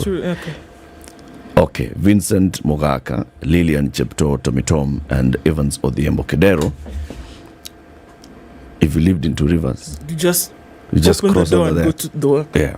Anyway, if you want to buy a house at Two Rivers Mall, and not at Two Rivers Mall, but at Two Rivers, you can send a message to the number 22360, 22365 to 22365, and send the word what? Two Rivers to 22365. Time for that break. We'll be back shortly. Let's take a look at the weather and traffic.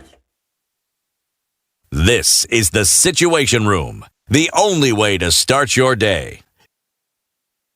Are you looking for your dream home or the perfect plot of land to build on? Look no further than Digger Real Estate, the e-commerce site for all your real estate needs. From cozy apartments to sprawling estates, we have a wide selection of houses for rent and for sale. And if you're looking to build from scratch, we have prime plots of land available for purchase. Don't settle for anything less than your ideal home. Head to realestate.digger.co.ke today to start your search. Digger Real Estate, where your dream home becomes a reality. Can you dig it?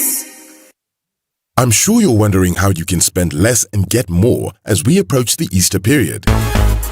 Well, the Standard Digital e-paper has a solution for you, and it's the half-price Easter special for all news and entertainment buffs who look for a credible source of information and content they love. Well, this one's for you. We're offering you a chance to pay half for the full story and all the extras. Instead of 6,199 Kenya shillings, pay 3,099 Kenya shillings and stay on top of what is happening across the globe at your own convenience for less. This incredible offer is valid till 30th April 2023. Subscribe now. Visit epaper.standardmedia.co.ke and enjoy the half-price Easter special. Get the full story all year long. Just how you like it. Only with Standard Digital e-paper. Standard Digital e-paper. Tap tap. Just how you like it. This is 00 Direct. Woman host, music by women, and only women guests. If COVID could mutate and evolve 6 times over the last 2 years, how many versions of yourself have emerged in the last 2 years? Do not, and you don't have to give anything to get ahead. All you have to do is give out and show out your talent. Catch 00 Direct every Saturday from 10 a.m. on SpiceFM. 94.4 Spice FM, Nairobi.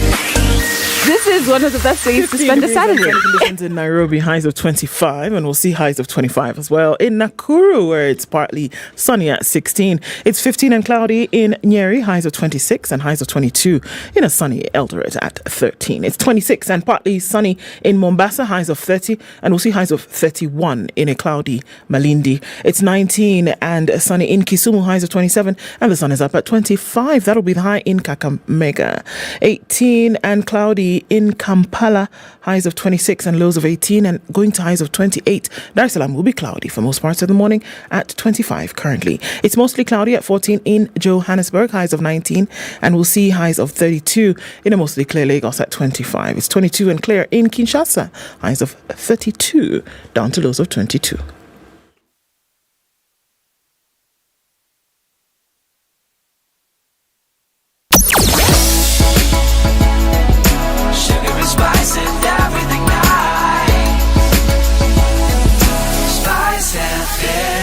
spice up your life. So we're still looking at traffic on most parts of these Nairobi streets. It's actually not doing too terribly coming off the Thika Superhighway. Usually we'll see that Friday traffic is outbound, and so we're seeing the reduction of that. Northern Bypass trickling here and there in from Gong Road and Naivasha Road into Lavington. There's some movement into the city. It's not bad off Mombasa Road. We're looking at North Airport Road, however, going towards Outer Ring. That still continues with some traffic.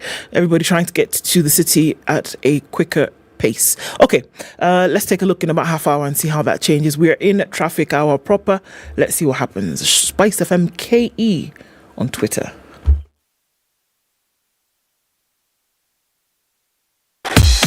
Welcome to Spice FM, the best exclusive radio station bringing you the best mix of the best music ever.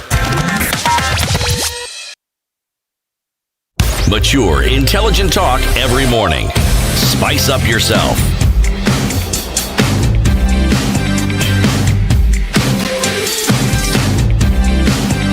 Mornings done right. 94.4. An economy conversation this morning, and our guest host, business journalist Ramanyang, looking at the position of the CASs and the SRC now saying, okay, let's adjust so that the CASs can earn more than the PSs and less than the CSs, because that's where they are. CS, CAS, PS. Now, surely you must structure it nicely. So CASs now, they're going to be earning about 780,000 shillings per month. Yep. Right? And there are more allowances that the CRC has reviewed in terms of the public service, which are, is it introducing or not scrapping? So essentially, they're trying to do is to increase travel allowances for state officers who are going to be working, doing official duties in towns outside Nairobi, Kisumu, Mombasa, and Nakuru. So essentially what they want to do is essentially to change, and this is now quoting directly from the Business Daily, the agency wants to change the current practice where daily travel allowances are pegged on job groups and towns being visited. With those travelling to Nairobi, for example, pocketing as much as 67% more than those who are visiting towns outside cities and county headquarters.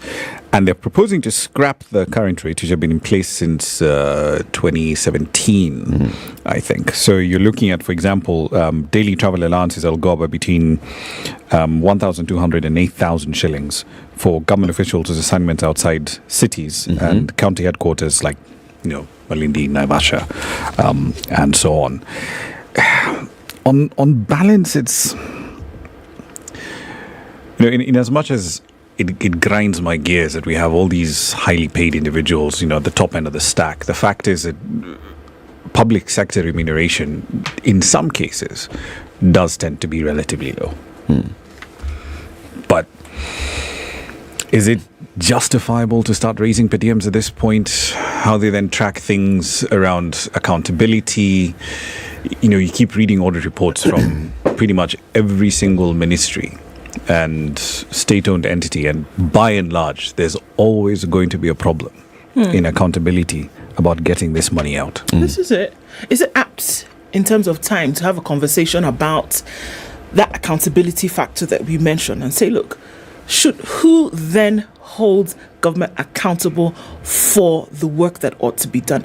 Is there a work plan? Is there a strategy that we say, okay, between January and December for the next 5 years, this is what is going to be required of ministries. You must do 1, 2, 3.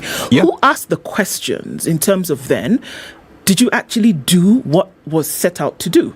Here we are with these CSs today, and we've been convinced, or rather, the plan is to try and convince Kenya as a whole that these jobs are that these positions are necessary in order for a certain thing to be done. All right, who holds the measuring stick after all is said and done, and said, actually, you know what, that this position of whomever in the Ministry of Interior, for example, where there are, I believe it is, where there are CASs now.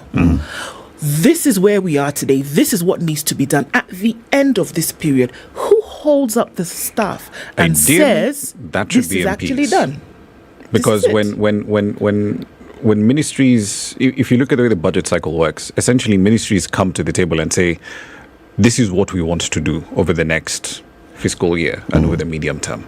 I want to, if you're the water ministry, this is what I want to do in terms of expanding water access. These are my KPIs. Need to build this number of dams, this number of collection ponds, this number of, I need to expand the percentage of houses that have connections to piped water to whatever the number is. I need to reduce, or rather to meet this specific target on water quality standards, right, across all of the water service boards. The KPIs are there. But MPs very rarely ever hold these individuals to account because year after year after year, you'll see projects that ideally should have been finished the previous year, that money was allocated for, was simply not done. Exactly. Mombasa Road is a prime example in that because as things currently stand, we've had, I think it's 2 successive CSs now for transport, basically saying, no, we'll fix Mombasa Road. We'll fix Mombasa Road. Nothing's being done. Absolutely. The damn thing is still a dam. It's actually a dam. Well, yeah, it is. It is a dam in more ways than one. It's got divots and bumps and cracks virtually everywhere. It's not properly marked, not properly painted, not well lit. The expressway is fantastic. Everything else under that, complete mess. Yeah. So for me, this is why we should be a little bit more than upset about saying you're going to have an entire institution around one individual as a CAS, and there's 50 of them, just like what you were saying, whether it is upkeep, whether it's drivers, security, whatever that is. You're creating an institution around this individual. For me, it wouldn't be look, and I'm being very honest here, it wouldn't be a problem if at the end of it, you're looking at it and say, actually, you know what? This is where it was. And as a result of this position, we did X, Y, this Z. is what has been achieved, and it can be directly linked to this individual and their institution. But if we're saying the very same parliament who rarely then is able to come and tell us, you guys, actually, you didn't meet the mark when it comes to what you're supposed to have done. And this is the same parliament who has been bypassed in the vetting of these individuals who are now in office. Yep. So do you mean to tell me that they're going to be able to come on these individuals and say, actually, you know what? I would find you didn't really do your job, I would guys. find it quite interesting if UDA actually summoned the spine to say, you know what, we disagree with what's coming out of State House. We don't agree with this policy direction. This is fundamentally wrong. This is not representative of what should happen in a sensible, well-run, functioning society. I'm slightly cynical given their history, but I'm not sure that UDA as a party has the spine to actually say, you know what, State House, here you guys really screwed up. But why do they need a spine? I mean, when your interest is being served by you being compliant, why do you want to rock the boat? If you owe the very seat you have in parliament to that particular political party, and by virtue of supporting that party, the likelihood of other goodies coming your way, goodies of the financial and economic nature, all these licenses being issued for importing all sorts of things. We have Freeport area, now that's coming up. We have all manner of things where if you're compliant, the question I'm asking... I don't disagree. I think you know where I'm going with this. Yeah, but the fact, and I know I'm going to sound like Jeremiah, shouting like the lone voice in the wilderness here, but on principle, what are you there for taxpayers to do? You see, we often have this discussion assuming that they give a hoot about the taxpayer. They don't. No, they never do. And yes, we sometimes assume that even the thinking and everything that is said is actually purposed to benefit the taxpayer. It isn't. And yet, CT, this entire structure is supposed to work for the benefit of the taxpayer. Yes. So what do? You mollycoddle the taxpayer and give them the impression that their interest is being looked after. Yes. So, and you can only do that for so long. At some point, yes, it blows up in your face. It will. It most definitively will. But in the meantime, the reality we have is what we're dealing with here. You see, I actually feel that sometimes the long rope principle is a good one.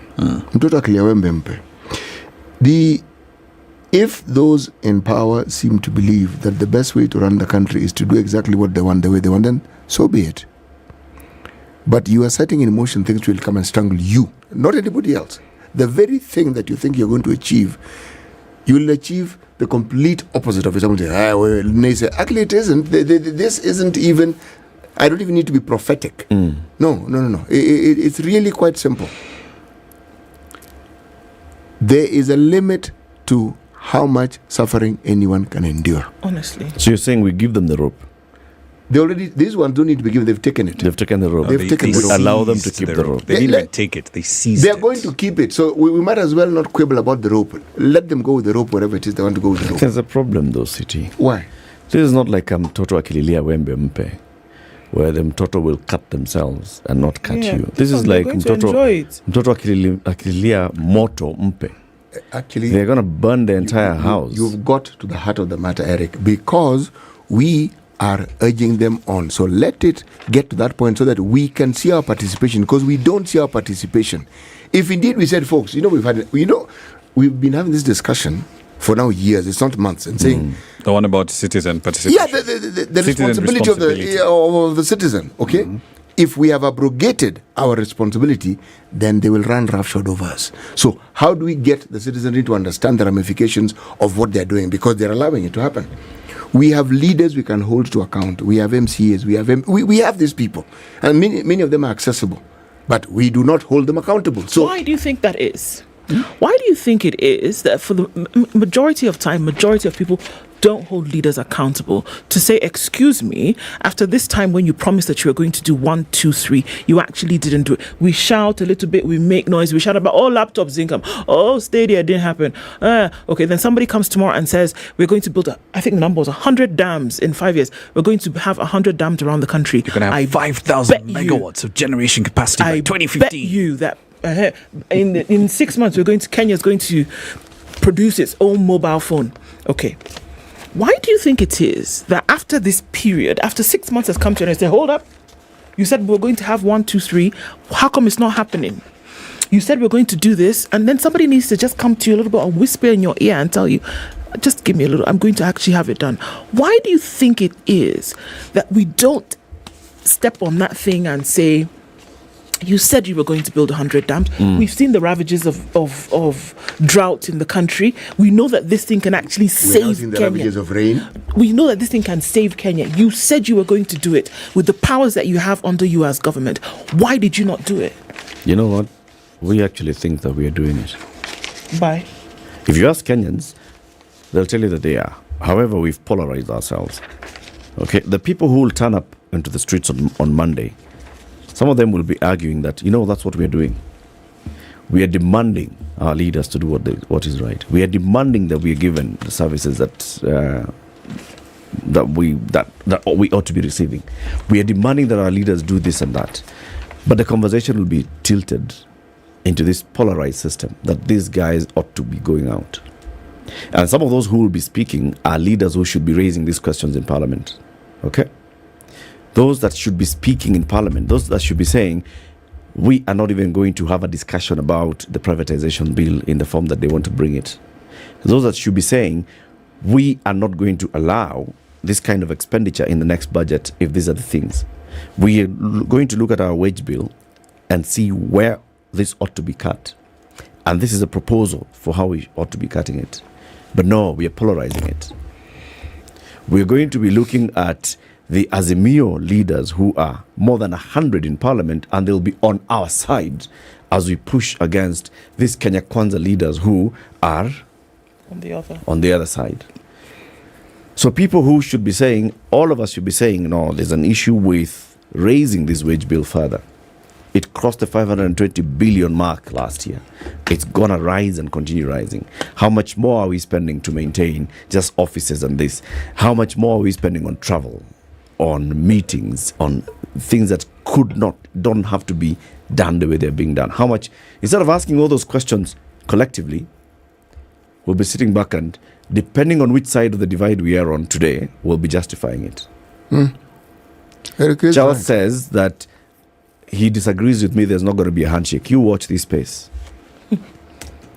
The moment a conversation changes now, and there is a recognition and realization of the opposition leaders, what they should be doing, and now we are working together. Those people who are on the streets will change that tune. We saw it in 2018. Suddenly it was, it's okay. We want to raise what? We want to raise the tax. Introduce tax on fuel, and it's okay. Introduce tax on gas, it's okay. It's a good thing. 8% on VAT. What we are going to do is we are going to reduce the price of the tax on Blue Band. That's what we saw in the last time. So our push as citizens has just been captured, and we are put into this polarized position. So essentially, either when someone is listening to you, they're thinking, this guy is supporting Kenya Kwanza, or this guy is anti-Kenya Kwanza. That's what we see. You know, this drought doesn't really care which political party you belong to. When it rained yesterday, you think the rain somehow went and consulted us and asked us which side of the political divide we are in. The moment our politics and the divisive nature of it becomes the center of our discussion and our being, then the issues that bedevil us cannot be looked at. Are you telling me that if I am in Kenya Kwanza over Azimio, wrong suddenly becomes right because of my political inclination? Wrong is wrong and right is right. It doesn't matter which part of the political inclination or divide I'm on. But we see your political position is what determines what is right and what is wrong. You could have had one opinion at one point, and because you then were welcomed into a new fold, suddenly your opinion on the same matter changes completely. We've seen it time and time again. Every single day. Until you sort of like you try to force this situation where you want to listen with your eyes, because your eyes sort of like bulge and you think, what on earth am I hearing here? Is this the same person who said this the other day? But then, at the end of the day, there is a certain psychology that accompanies poverty. Okay?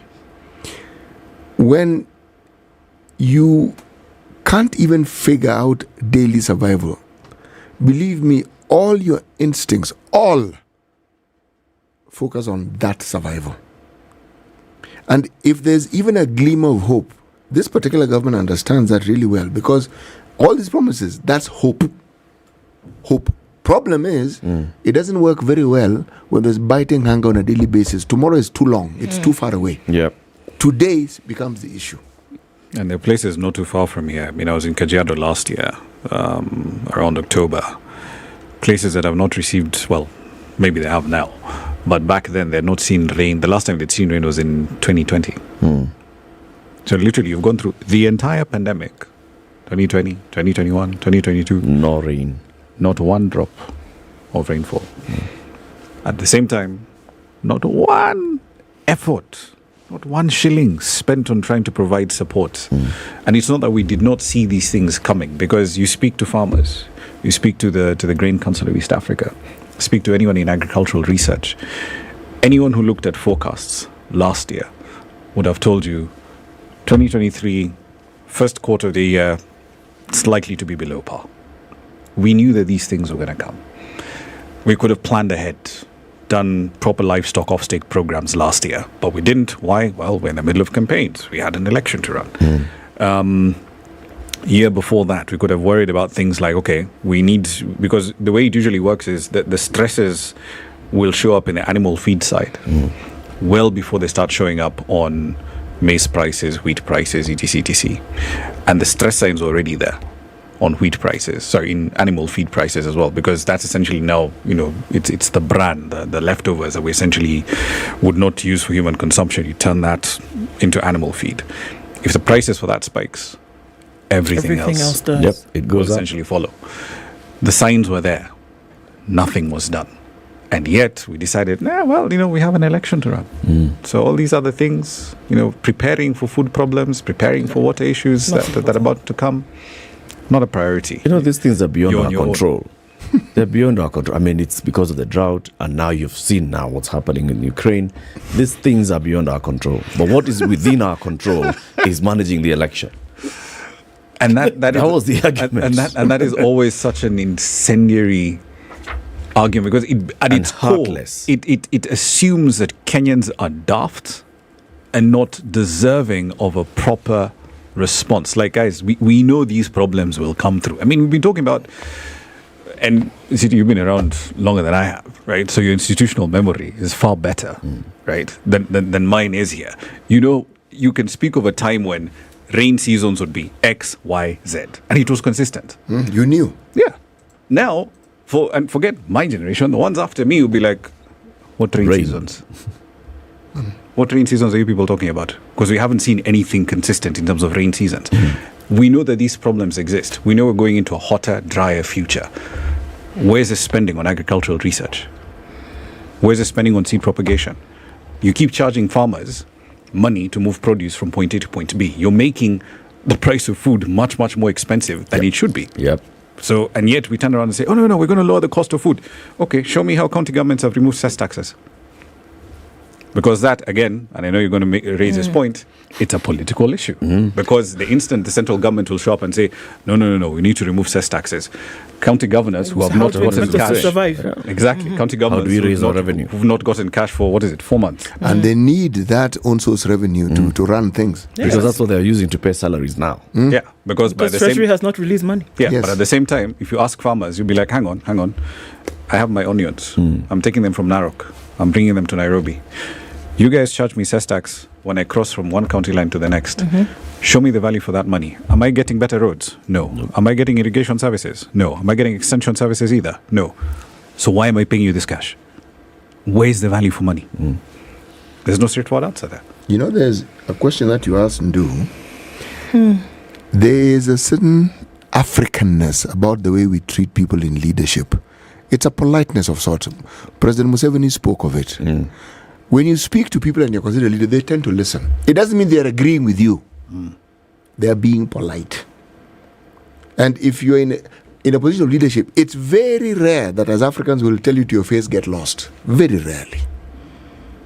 Now, what our politicians do is take advantage of that. That's what I was going to say. They ride on that very same thing because they know that nobody's going to actually tell them what they really think about how they've been able, they've run things. What they should be concerned about is what those very people who seem to be mute, deaf and dumb discuss away from them and how it, because then when they talk among themselves, they talk about the reality of what they know. Which means they know. And they've also assessed you as the leader, and there is a position they have given you. The only person who doesn't know it is you. Now,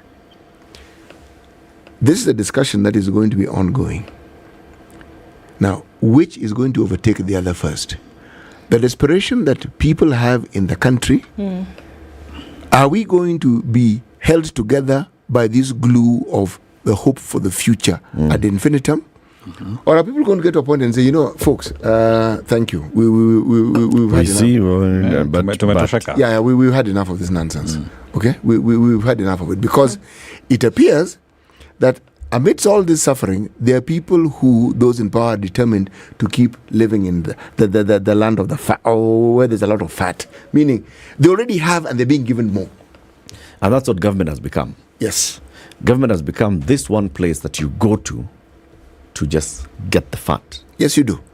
Right? Yes. And if you look at some of these personalities who are now joining government as CASs, these are people who 780,000 shillings a month is nothing. Their own revenues and from other sources are 10 times that. There are people who could pay all the CS salaries on a monthly basis. Exactly. And probably not feel a pinch. Without naming names, we can see them there in those lists. But why are they joining government now? Is it just to serve the public? No, really? Serve the public. So why exactly would somebody do be even know going what serving the public is? If you are in a political position and you were meant to serve the public, and there's scant confirmation of you having done the same, how are you going to do it now? If you've been in politics and all along you're supposed to be serving the public and you didn't, and so now what is this magical thing that will have happened that will turn you around? The conversation continues in the next hour. Let's talk about this economy. The president says it's improving. Is it really? 8 a.m. Spice up your life.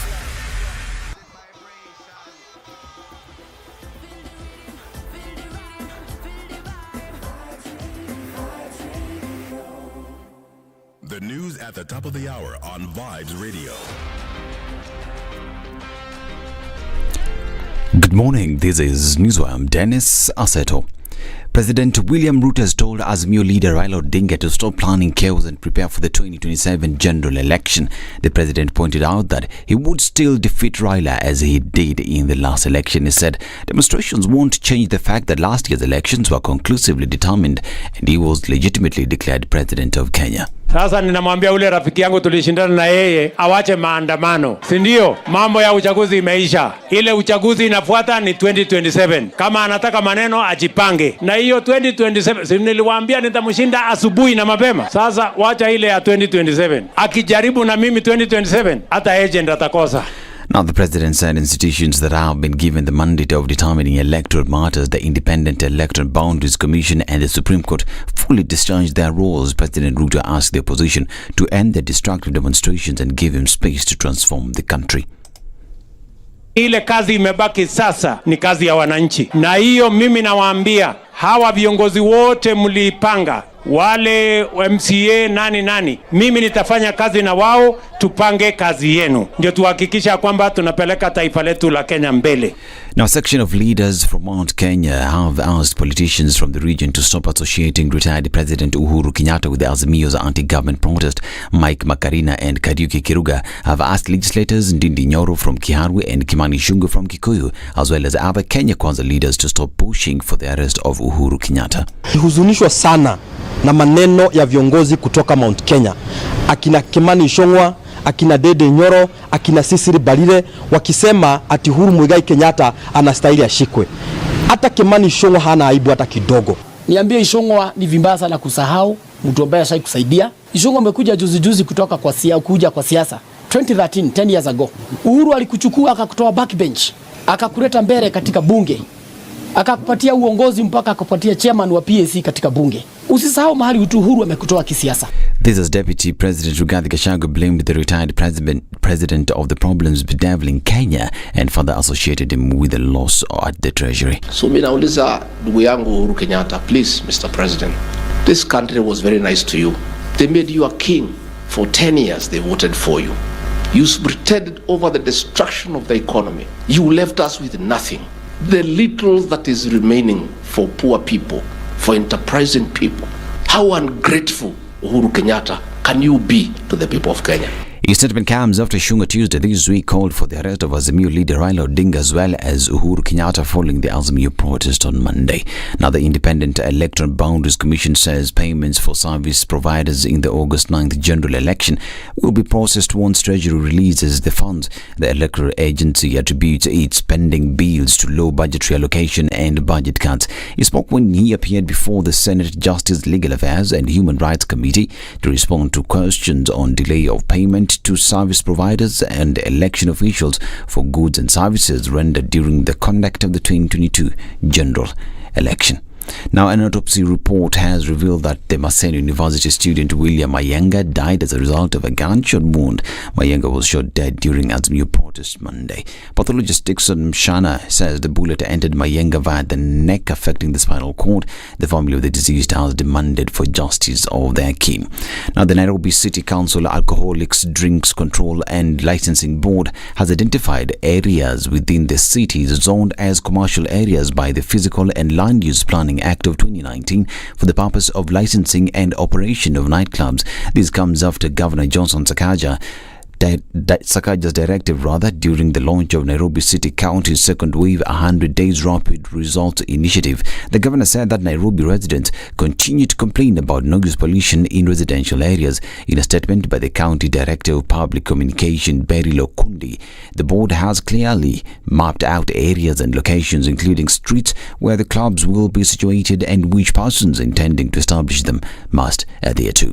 Now, a controversial Malindi televangelist who was arrested for allegedly directing congregants to starve to death has been released on a 10,000 shillings police bond. Pastor Paul Mackenzie reportedly preached to his followers to starve and only drink water since there was a disaster coming soon. 2 children whose parents were part of the congregants are said to have succumbed to hunger. This is News. I'm Dennis Aseto. Good morning.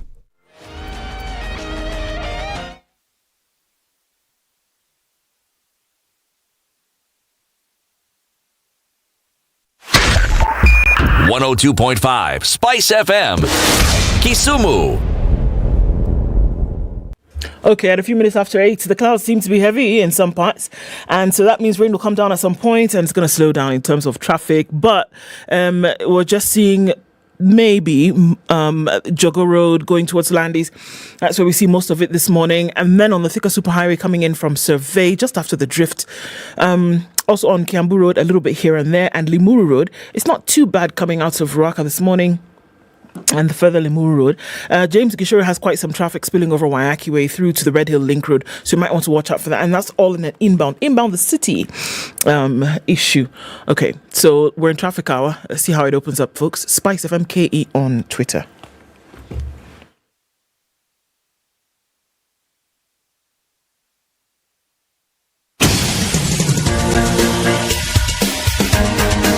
This is The Situation Room, the home of hard-hitting political commentary and penetrating insights about the state of the nation. This is a talk radio experience like no other. The Situation Room, a place for hard truths, debates, and elevated conversations. The Situation Room, witty, political, engaging, deep, controversial. In the room, we have C.T. Muga, researcher, academic, seasoned political observer, a fountain of wisdom in these politically uncertain times. Ndu Oko, Nigerian by birth, Kenyan by choice, communications expert, Pan-Africanist, a truth seeker and believer in people power, and Eric Latif, agent provocateur, the man in the chair, seasoned journalist, news hound, a man who believes in punching up, not down.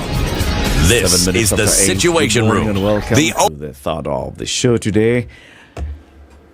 Yeah, it's Eric, Siti, Ndu, and Ramanyang, business journalist, who's our guest host today. He's here to talk to us about the economy. That's the conversation we're having this morning. Well, at 9 o'clock, we'll talk about World TB Day. Ram, I want you to do something. Talk to me. Take your phone, open a new message. Yes. And you'll send that message to 22365. 22365. Yeah. And the body of the message, write 2 words, 2 rivers. 2 rivers. Yeah. Send. All right. There we go. 1 rivers. You will receive a response almost immediately, instantaneously. Kabisa. Imeingia. What does it say? We appreciate your interest in Centum Real Estate. Our sales team will get in touch shortly with attractive investment opportunities. And then there's details on how you can call them or you can go to their website. Yeah. Centum Real Estate have various developments, several developments. That's one in 2 rivers. They've got one in Kasarani. They've got, of course, Vipingo development in Kilifi. They have others even in Uganda and elsewhere. But today we are focusing on 2 rivers. Several apartments coming up at 2 rivers, next to the 2 rivers mall, next to the hotels within the 2 rivers mall, next to the hospitals within the 2 rivers mall, the shopping facilities, eateries, children playground, everything. And of course, not far from everybody else. You're near Ruaka, you're near Giri, you're near Muthaiga, you're near everybody. Now, if you'd like to purchase a home at 2 rivers, just send the word 2 rivers to 22365. Centum Real Estate will get in touch with you. They'll call you back shortly. They'll also give you a number in which you can call, and they'll walk the journey with you on how you can own a home. And remember, you don't have to think of having the entirety of the cash immediately. If you're actually paying rent today, and many people are, and you are looking at the amount of money that you're paying as rent today, how about you start converting that rent into your journey to home ownership? So simple as that. Talk to them. They'll help you think through this journey, the way to invest. City, the final day of Proverbs from Kenya. Yes. For this week. Don't count what they get. Count what they don't get. Don't count what they get. Count what they don't get. If you really must, and you are focused on comparing and having a way moment. Thou shalt not covet. Yes. Please, then perhaps consider this perspective. Because what's causing you anxiety is you're looking at what in your mind they have which you don't have. And you're saying, if only, perhaps my life would be better. But consider a different perspective. Okay, that they have. What else don't they have? If that is the way you want to go about things. They don't have everything. No one has everything. That's the whole point. No one ever does. No one ever does. This creation of humanity as we have it, it is configured so that you always need other people. It doesn't matter what you do, you always need other people. You can't be rich if there are no poor people. And you can't be poor if there are no rich people. I mean, it doesn't matter how you want to look at it, but this symbiotic relationship we have with each other is something you can never run away from. Yes. You know, in February, there's a time when the president was at the coast, and he attended the commissioning of several projects. One of them was the Taifa gas plant in Dongo Kundu. And on that day, he was quoted to having said that his first assignment in the last 5 months was to consolidate and stabilize the economy of our country that had been battered by reckless borrowing and unnecessary subsidies. That is why today, the economy of Kenya has stabilized. And I want to assure all our citizens that we will not go back to reckless borrowing. We will not go back to subsidies that benefit brokers, cartels, and people who are politically correct. He went ahead to state that after sorting out the economy as he insists he has, he is now moving to something else more urgent, the high cost of living. He expressed confidence at reducing the cost of living and permanently at that, practically telling the opposition that the process to sort off in the process over his recent threats for mass action and all. So basically the president was saying, look, 5 years we were just going downhill. First thing I needed to do was come in and apply the brakes so that we stop careening down to the cliff.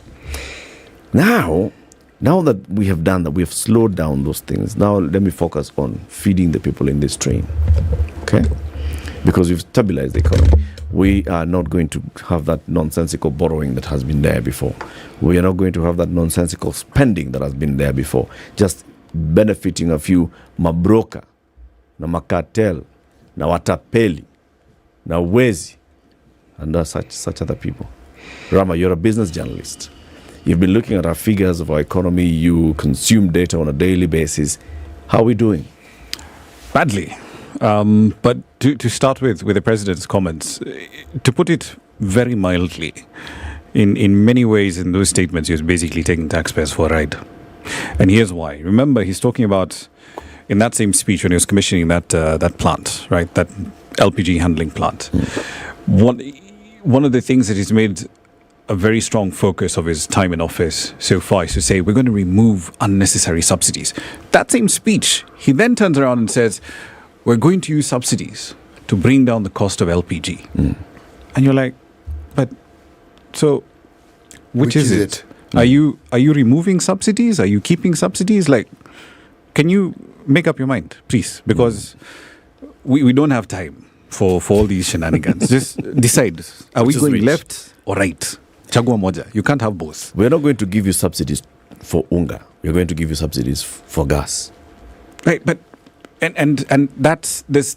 If you look at it in aggregate, there's a whole bunch of economic missteps that have been made in the last 5-6 months, right, give or take. So, for example, I remember one of the things that he also again made a ton of noise about was, this business of the government borrowing money at 14%. It's simply not tenable anymore. You look at IFBs, infrastructure bonds, that the government is coming to the market and borrowing at 14%. Right, you don't even have to go to the long-term bonds to actually realize how disconnected his statements in political rallies are from economic reality. Just look at Treasury bill auctions, right? The cost of borrowing money for 91-day, 182-day, 364-day notes. 182-day, 364-day notes are essentially over 10% now. 91-day T-bills are going at almost 10%. It's around 9.8, 9.9%, and with good reason. Because if you're a fund manager and you're looking at where the market is at the moment, the appetite for debt from the government is not going away, right? All these lovely promises about we're going to cut spending, we're going to reorganize subsidies, those have simply not materialized. If you look at the breakdown from EPRA 2 weeks ago on fuel prices, EPRA will say that they still have a cross-subsidy in place. So essentially, the subsidy cash that essentially would be going into covering petrol prices is now being used instead to subsidize diesel. Yep. But, if you were really serious, and I've gotten a bit of flack about this because the argument is, no, but we need time. We need time to fix these things. But my counter argument to that is always, you're deputy president for 10 years. You cannot legitimately say that you did not know the depth of the problems, economic problems, that this economy had. One. Two, arguably, because you were part of that government for 10 years, you bear responsibility for those policies that got us into this mess. That borrowing spree did not happen in a vacuum, right? You sat in cabinet meetings where these borrowing plans were approved, where budget plans for every single financial year were approved, where tax policies for every financial year were approved. You know exactly what the problems are. So to then turn around and say, I need time to fix them. To assess the problems first. But you knew the problem. If you're saying you need time now, that tells us one of two things. Either you're completely disengaged over the last 5-10 years, in which case, why are you in government? Or two, there's a competence question that then arises. Because if you're saying you need time now, and yet you were around for the last 10 years, what were you doing?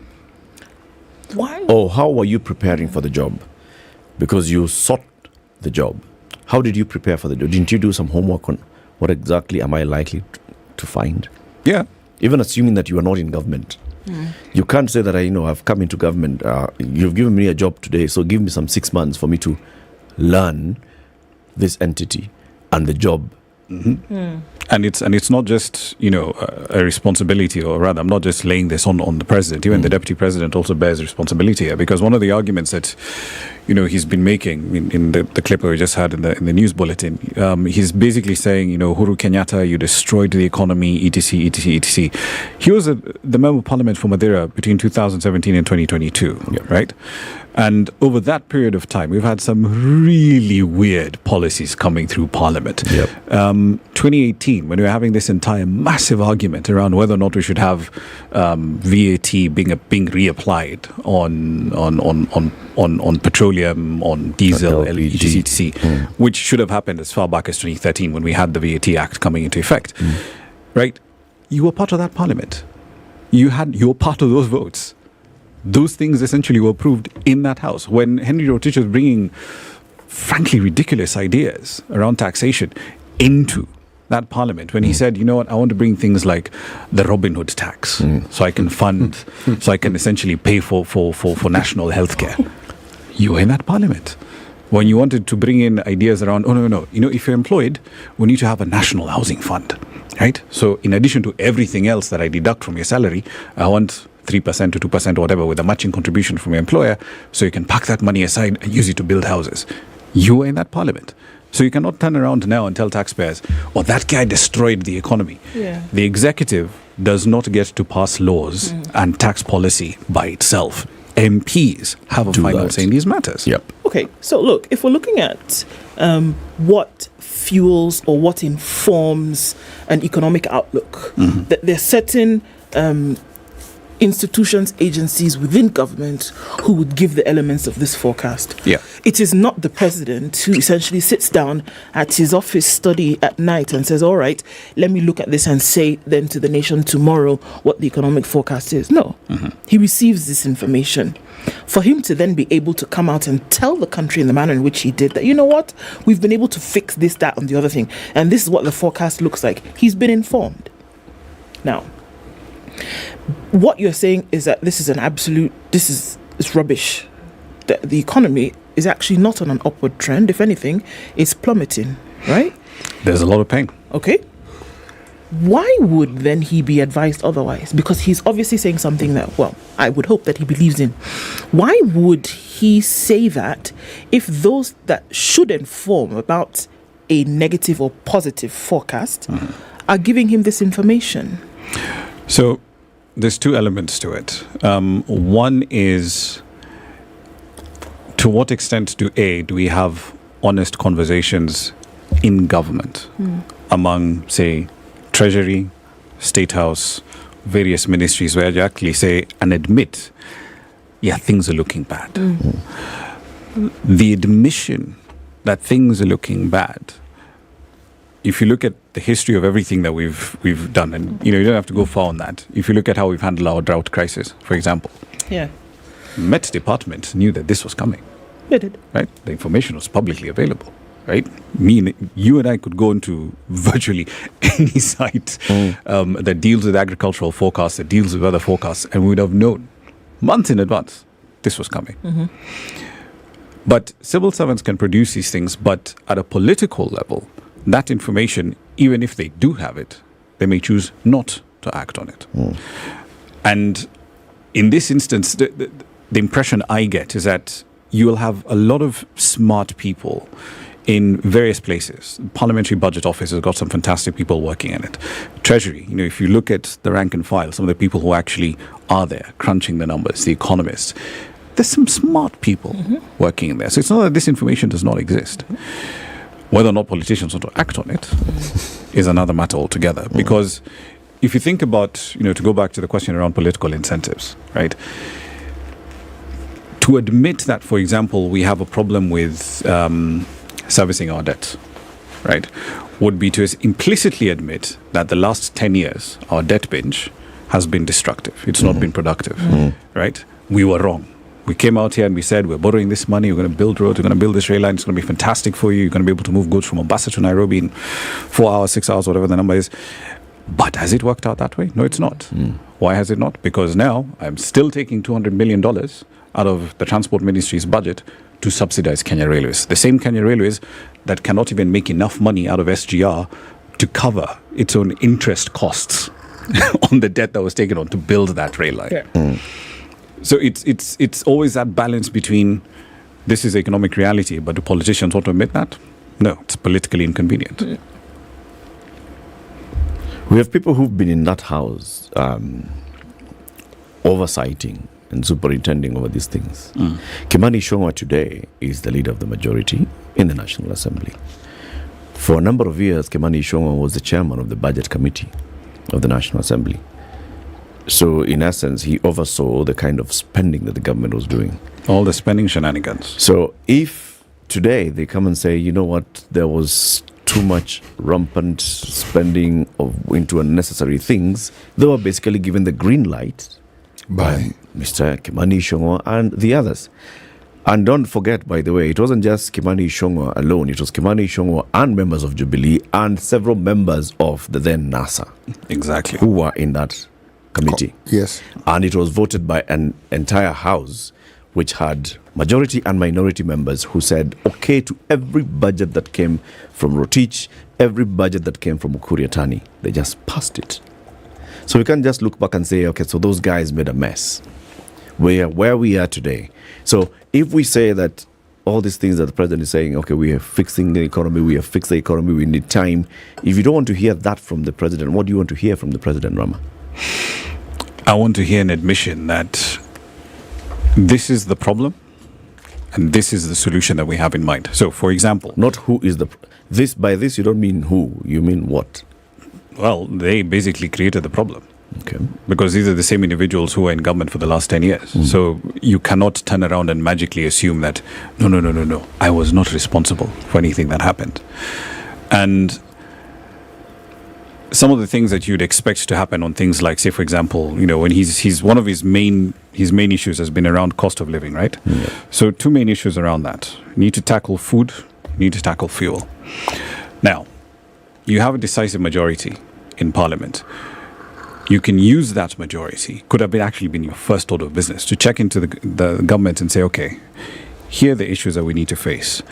Fuel prices are erratic, right? Yep. Brent crude is around $75-ish a barrel for now. But over that period of time, the Kenyan shilling has also depreciated by a fair bit. 131 to the dollar, if according to central bank data. It's slightly higher, of course, if we get into the retail market.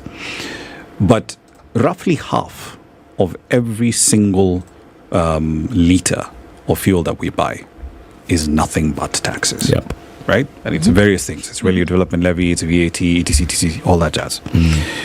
If the argument here is that, you know what, we need, on one hand, to be economically sensible, so we need to remove the subsidy, but at the same time, we want to reduce the cost of living. What is it that has stopped this administration from putting forward a tax reform bill? You can even do it through the Statute Law Miscellaneous Amendment Act. To say, here's what we're doing with respect to fuel prices. We're going to remove these taxes over X period of time. Right?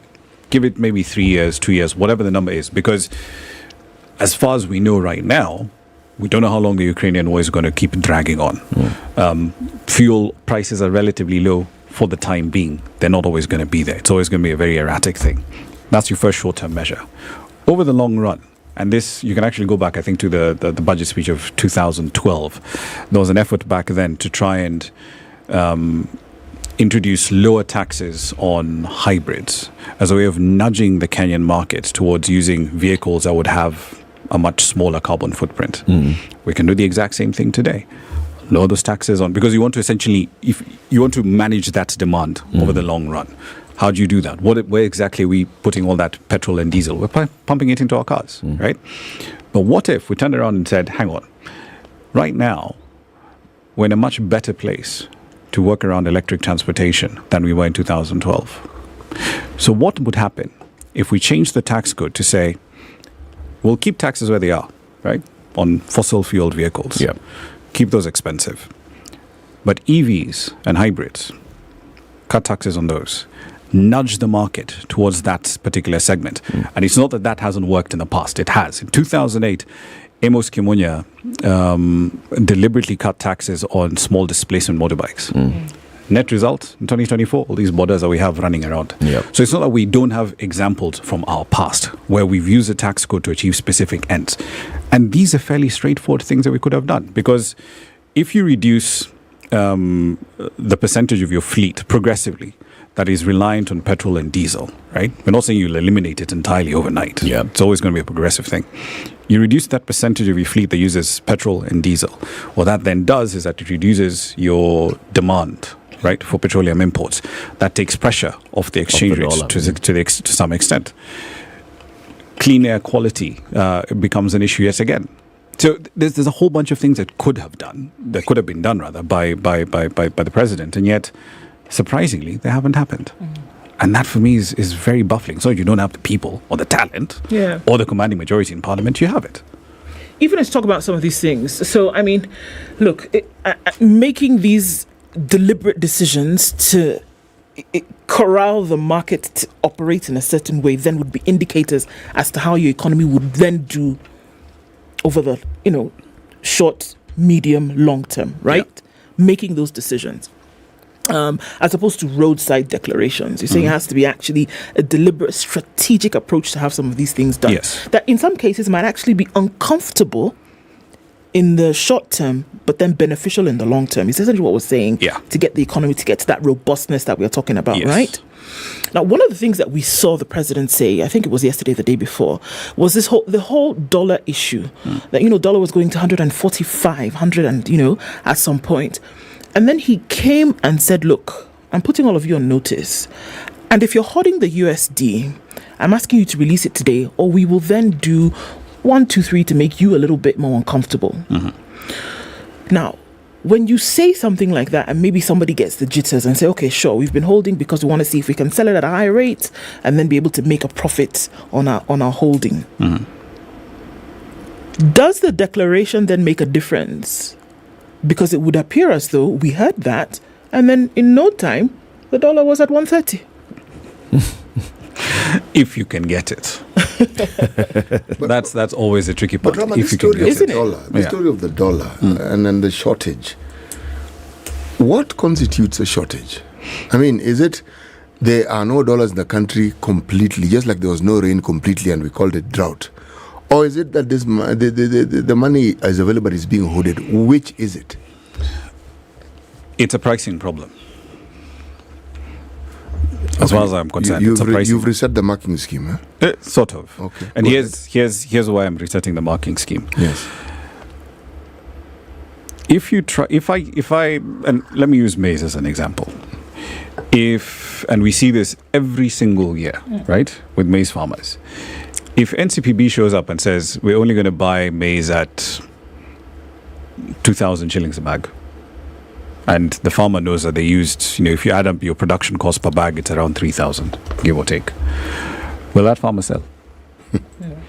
Right? You're essentially trying to artificially keep the price low. Now, it's rough. It's a crude analogy, but essentially something similar is what is happening in the FX market.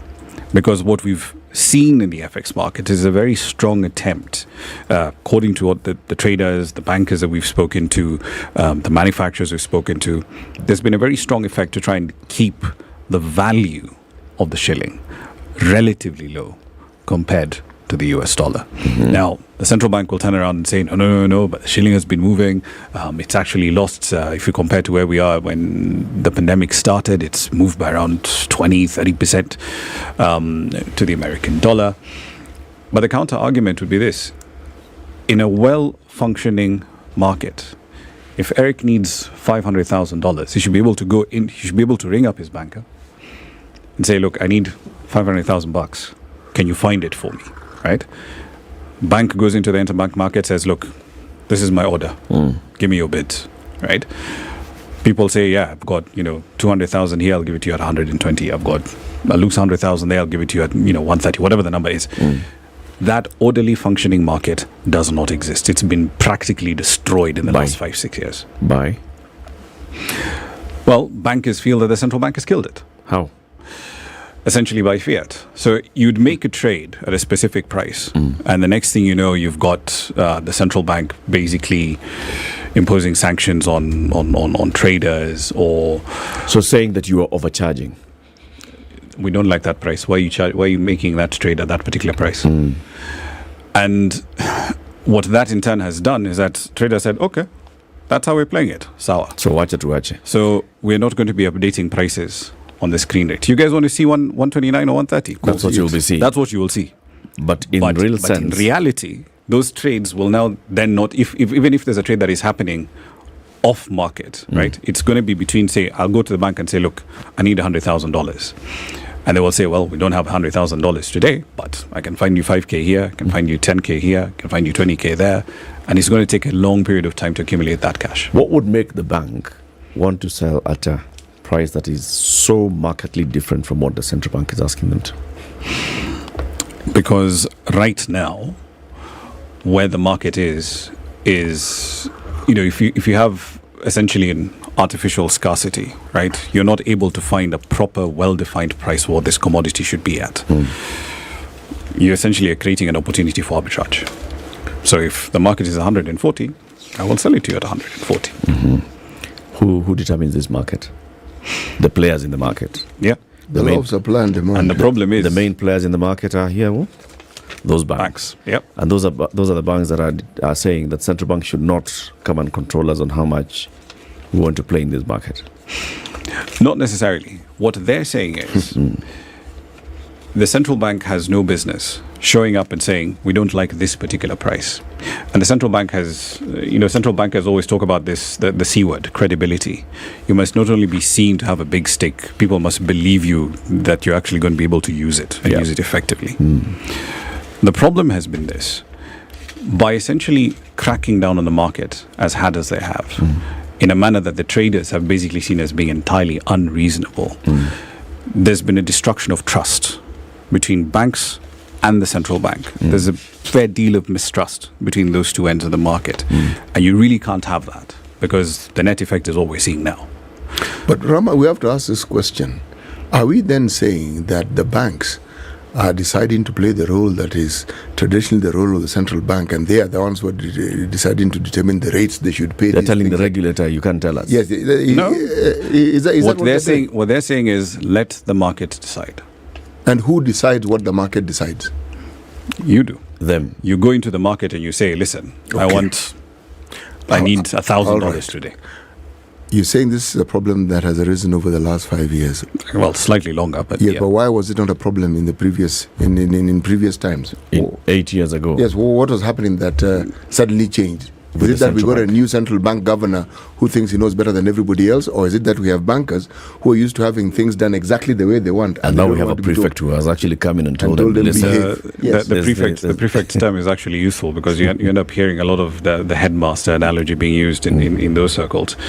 As far as the market is concerned, this is essentially a problem that has accelerated especially in the second term of Dr. Njoroge.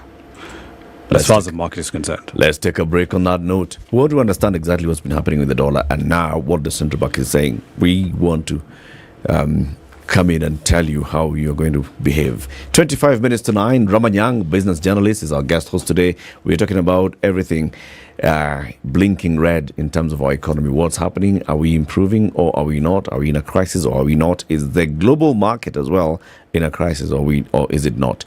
This break, just like all the other breaks, is the Minute Maid. It's a Minute Maid break. A lot to think about. So how about we take a moment and now try to step up productivity and say with Minute Maid, you can have an hour moment where you just, settle things properly.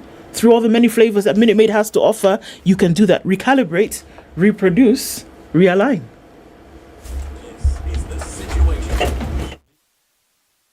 This is the Situation Room, the only way to start your day. Are you looking for your dream home or the perfect plot of land to build on? Look no further than Digger Real Estate, the e-commerce site for all your real estate needs. From cozy apartments to sprawling estates, we have a wide selection of houses for rent and for sale. And if you're looking to build from scratch, we have prime plots of land available for purchase. Don't settle for anything less than your ideal home. Head to realestate.digger.co.ke today to start your search. Digger Real Estate, where your dream home becomes a reality. Can you dig it? You think you can guess the year? 2007. That's when the theme song, that's when it premiered for the James Bond movies. You're half correct. But in terms of guessing the year? Okay, if not 2007, then 1963. Oh, now you're just throwing things, eh? You're throwing the sufria and everything outside. The Spice Drive. Big hair and the biggest hits from the best decade. Getting jiggy with it. Tune in to the Spice Drive with me, Edward Quatch, 3 to 7 in the PM. Partly sunny conditions at 16 in Nairobi, 17 and sunny in Nakuru, and 15 and sunny in Nyeri. 15 and sunny in Eldoret, we'll see highs of 22. And it's partly sunny at 28 in Mombasa, going to highs of 31. 31 will also be the high in a sunny Malindi. And at 19, Kisumu is sunny with highs of 27. 26 will be the high in Kakamega, where it's sunny at 19. Kampala will see sunny cloudy conditions this morning at 20, highs of 27. And we'll go to highs of 28 in Dar es Salaam, where it's now raining at 26. Mostly cloudy at 14 in Johannesburg, highs of 19 and lows of 14, and partly cloudy at 25 in Lagos with highs of 32. Kinshasa is sunny at 22, going to highs of 32, back down to lows of 22. This is 00 Direct, woman host, music by women and only women guest. Everything is so larger than life. You kind of have to have a good understanding of who you are. You could easily lose yourself. We have a global approach in the programs that we put together, meaning that it's not just about refining my business, it's about refining the industry. It's about touching the youth and making sure that in totality, change actually happens. Catch 00 Direct every Saturday from 10 a.m. Only on 94.4 Spice FM, Nairobi.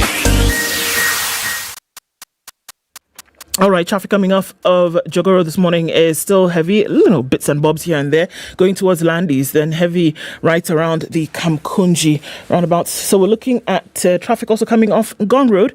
That's really about the size of it. A little bit on the thicker superhighway right at about Survey heading towards the Pangani underpass. James Gishoro is still busy. It's going to cross over to Waikiwe still for some time, going towards the Red Hill Link Road. So that's busy, at least for now. Let's see. We should be out of traffic hours soon. Not too crazy a Friday. We'll keep an eye on things. Talk to us on SpiceFM KE on Twitter. Mature, intelligent talk every morning. Spice up yourself.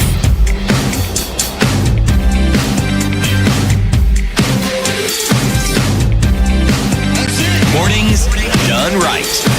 94.4 Spice FM, Nairobi. Minutes to 9, understanding our economy, and business journalist Ramanyang is our guest this morning. City, you had 1,017 questions. You know, this role of the central bank vis-a-vis the role of commercial banks, it has to be, and it always has been, an ongoing concern.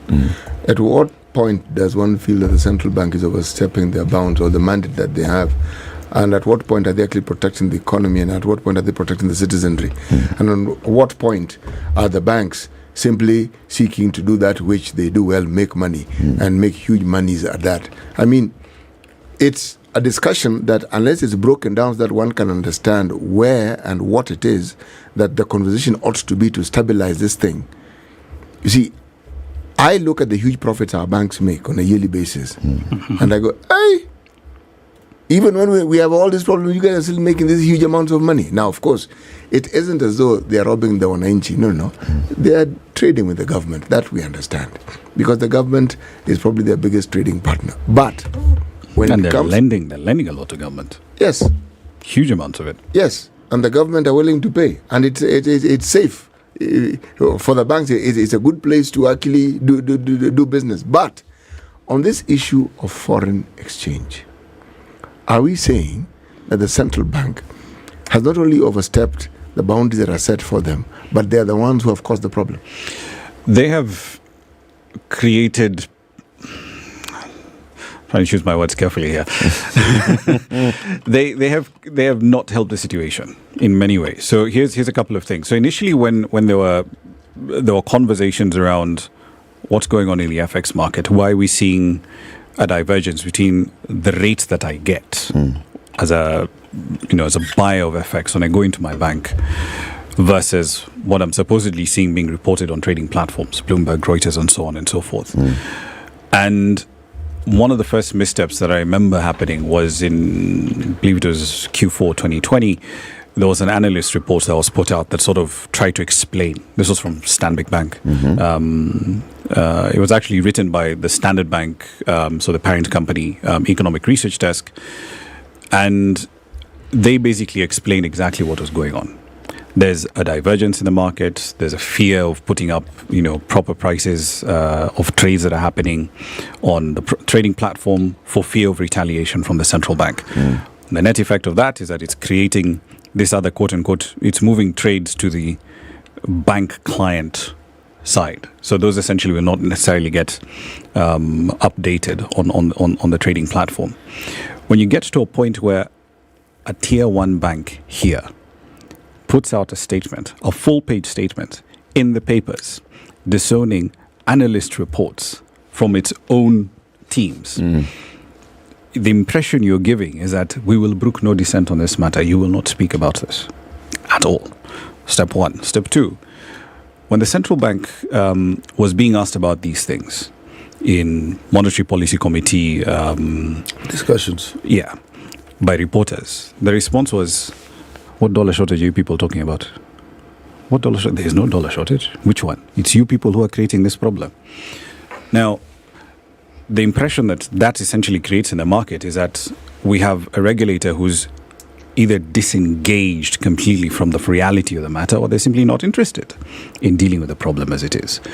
So the way the central bank handled this in the last 2-3 years certainly has not helped matters, because people will see that a regulator who's saying there's no problem at all, then they go to their bank and they say, hang on, I'm looking for $100,000. Can you find it for me? And the bank says, no, we don't have that cash now. And the net result of that is that people say, okay, I'm going to vote with my wallet. And what have they done? You dollarize. Or in some cases, as is the case with the stock market, every time we speak to equity investors or bond investors here, their number one question is always, what's your dollar situation like? Will I actually get paid? It's a big concern. And the way this thing has been handled by the central bank has not helped. What is the advantage to not speaking the truth about the situation economically? In the short run, you're essentially trying to sort of hope the problem might be transient and might go away. The problem is this. Here we're dealing with a confluence of factors, and obviously there's a macro dimension to all of this. 2020 pandemic hits, demand for virtually everything shuts down. Right, we're not driving as much, so fuel demand goes down, fertilizer demand goes down, import demand goes down. So import demand goes down, that helps the dollar. Takes our exchange rate. It helps the shilling. Takes the pressure off the exchange rate. But once you start reopening things, 2021, 2022. Demand for that fuel, demand for jet fuel, for petrol, for diesel, for fertilizer, for imported goods it all goes up.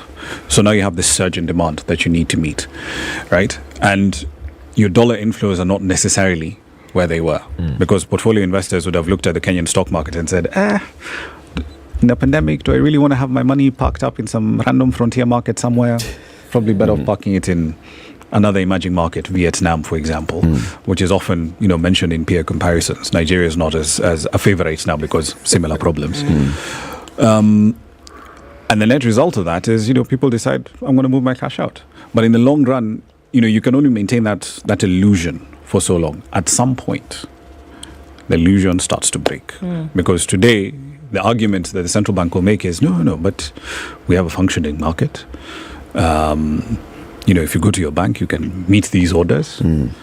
But as we say, the proof is in the pudding. And manufacturers that I speak to say, we're still struggling to find the dollars we need to meet our daily requirements. Is the hoarding component one that should be, so saying in terms of, flow, there is none. Isn't that what we're saying?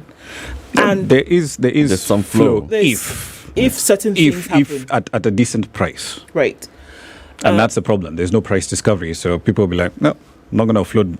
I'm not going to come into the market, say, for example, as a tea farmer. Right. Or a custodian of tea farmers' finances, and offload dollars into the market at whatever the official rate is, 139.09 something, which I think was yesterday's number. Yet I know that there are people I can sell it to at 145, 146, as I would not be meeting my account holders' interest by leaving money on the table. And individually, that makes sense. From a macro perspective, it looks like hoarding, because essentially what I would be doing is holding on to this cash because I know there's a prospect for a better return. Right. But it isn't hoarding. It's just price discovery simply isn't there. Now, it's clear when you're looking at it at this point, then it's clear really what is happening then in the market. And then that could then again, it lends to the reasons as to why you would have, certain dips and, bumps in the economy here and there. We can't take away the Forex aspect from all of this. We cannot. It all lends to the economy conversation. These are different threads then that would make up the forecast. And then again, the question is, who then is advising? Before we hear these things that are being said, who then advises? And are these components of that advice being paid attention to? I don't think so, because being a central banker is it's an extraordinarily precarious, hugely important job. And part of the job involves telling very unpleasant truths to the executive, because fiscal policy, right? So spending and taxing versus monetary policy, money supply, interest rates. They need to work together most of the time. But that does not by default imply that monetary policy is supposed to be a slave, essentially, to the physical side, right? And if you look at the bigger picture, right? Let's even ignore, currency inflows and currency outflows. Let's ignore the fact that we've got our structural issues. Our exports, tea, coffee, horticulture, whatever, have not really been, we're still sort of stuck in the same model that we've had basically going back to the 90s. And manufacturing back then was a much bigger portion of GDP. In the last 10 years, it shrunk to something under 8%. So the whole dream about, going to become a manufacturing powerhouse clearly never happened. Let's put that to the side. If you look at what has happened on the fiscal side, right, that entire period of low rates, easy money from 2008 to around 2020, you could go into the market as a frontier country and say, hey guys, I want to borrow $1 billion. And people would literally give you ask for $1 billion, here's 4. You ask for $1 billion. You don't have 4. Give you 4. Every single bond issuance from some subscribers, in fact, actually all of our bids, all of our Eurobonds, oversubscribed. A lot of them. The Kenyan government basically went on this massive fulizaing spree, and we didn't fuliza in shillings. Because if you fuliza it in shillings, this FX maneno will not be an issue. Right. We fuliza it in dollars, right? Now, if you think about, say, for example, the rail line, right? When those deals were signed, the dollar shilling rate was at 85, right? Today, realistically, 140. So, in shilling terms, your debt load has moved up by almost 40%. Right? It's huge. And if you're on the fiscal side, if you're a central banker, you'd probably ask, guys, the sensible thing to do here would be to renegotiate. Yeah. Right? Yeah. Some of these loans. Try and figure out a way of making sure that your debt service costs do not overwhelm you. But in our context, in our political context, and it's not just a Kenya problem, it's a Ghana problem, it's a Nigeria problem, it's most other countries. Are you willing to actually have those conversations in public? Because between themselves, I'm pretty sure that some of these conversations may have been had. But even if they have, as a central banker, you probably would not come out into the public domain and say, this is what I've said to the executive. I've advised the National Treasury to actually consider 1, 2, 3. Or we disagree with the executive on this, that, and the other. Because again, optics matter. But at some point, you have to start asking yourself, what's more important? The long-term economic stability and the painful medicine that we have to essentially take versus, and in this case, it would be, the unpleasant truths.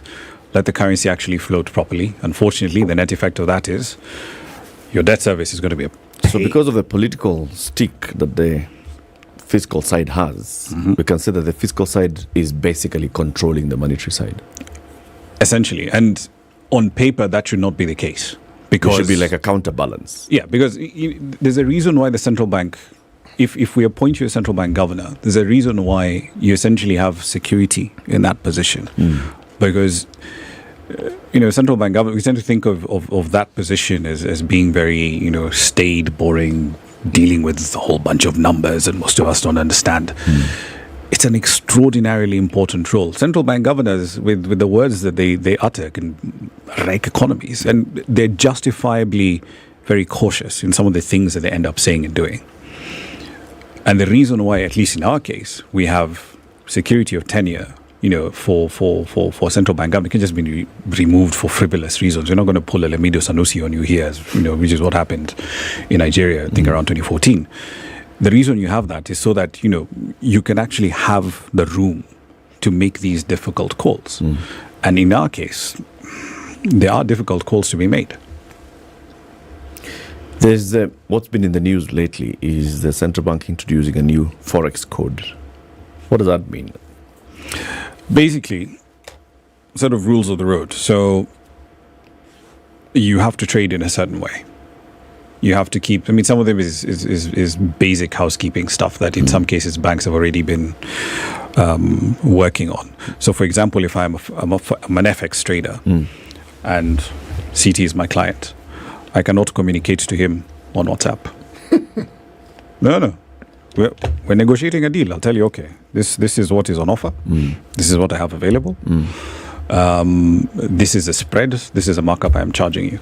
I have to make these things, these full disclosures to him on an approved trading platform. So either I'm communicating that on email or I'm communicating that on a trading platform, be it Bloomberg or the one that used to be part of Reuters, Refinitiv. Keep your records properly.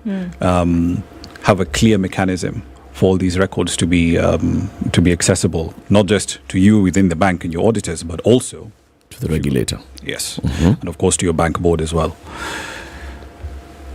The market has had a slightly surprised reaction, though, to the introduction of the code. It was telegraphed, because if you look at the letter of intent that the governor, the current finance CS, Professor Njoroge, sent over to the IMF, I believe it was late last year, they basically said, look, here's the code that we're going to introduce. It's based on, the global FX code that the Bank for International Settlements has worked on, or rather has helped to develop. And the beef that the market has now is they're saying, hang on, this thing is introduced on the 23rd. We're told the effective date is also the 23rd. But then you have to essentially get it into full implementation by the end of the year. And the market is like, Where was consultation? Like you. So they're saying there was no public participation. No, well, I mean, for them, it's not even a question of public participation as such, but it's like, you wake up in the morning and it's just, okay, here are the rules. From today, these are the rules, and you have And you're already on the pitch. next 8 months to fully comply. Yeah, it's basically, like me saying, okay, I'm changing the offside rules, and we've already started playing. Yes. So that's raised a few eyebrows in the banking sector.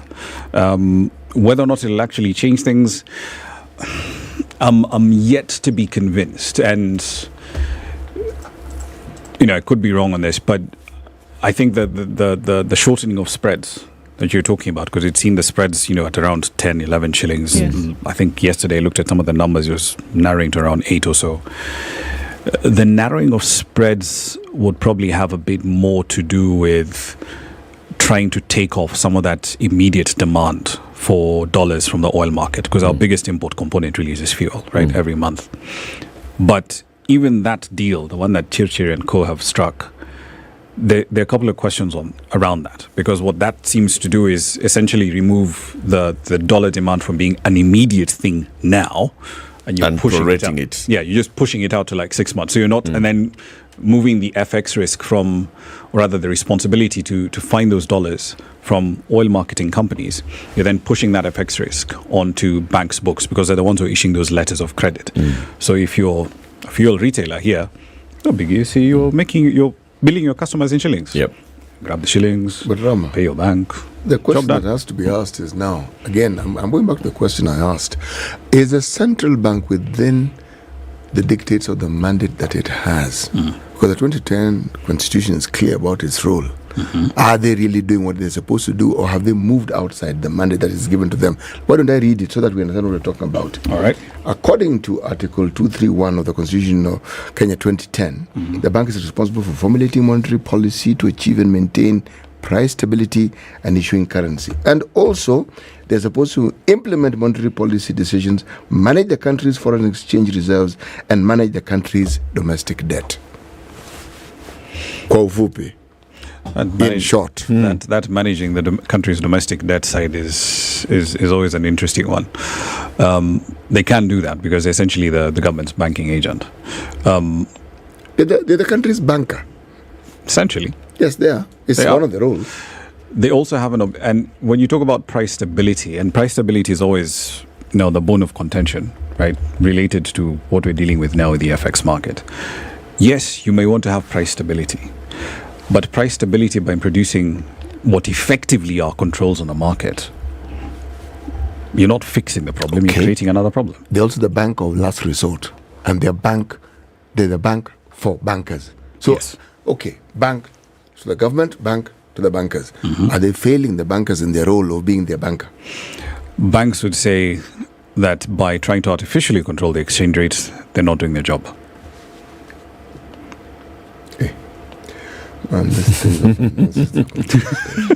Because remember, as a member of the IMF, right, we also have an obligation to essentially ensure that we're not running a fixed exchange rate. Yeah, who sets these rules? We signed up to these things. Yeah, but who sets these rules? Is there public participation? These rules are set by IMF, but fixed can be. Fixed can be fixed. Yeah. Even the fix can be fixed. So the law can be changed because the law is very clear. We can fix it. It's a problem. We can fix it. Well, we're coming to the top of the hour. The conversations continue in the next hour. Let's talk about TB, World TB Day. We'll be joined by somebody who is the boss of a sub-county of Embakasi. Tell us about TB and what we need to be thinking about as it comes to this. Ramanyang is a business journalist. He's been our guest host this morning. He stays on for that conversation as well, right? Yes, of course. He stays on for that conversation as well. Keep it here for that and more. If you're watching us on KTN Home, switch over to SpiceFM or online, YouTube and Facebook. Good morning, it's 9 a.m.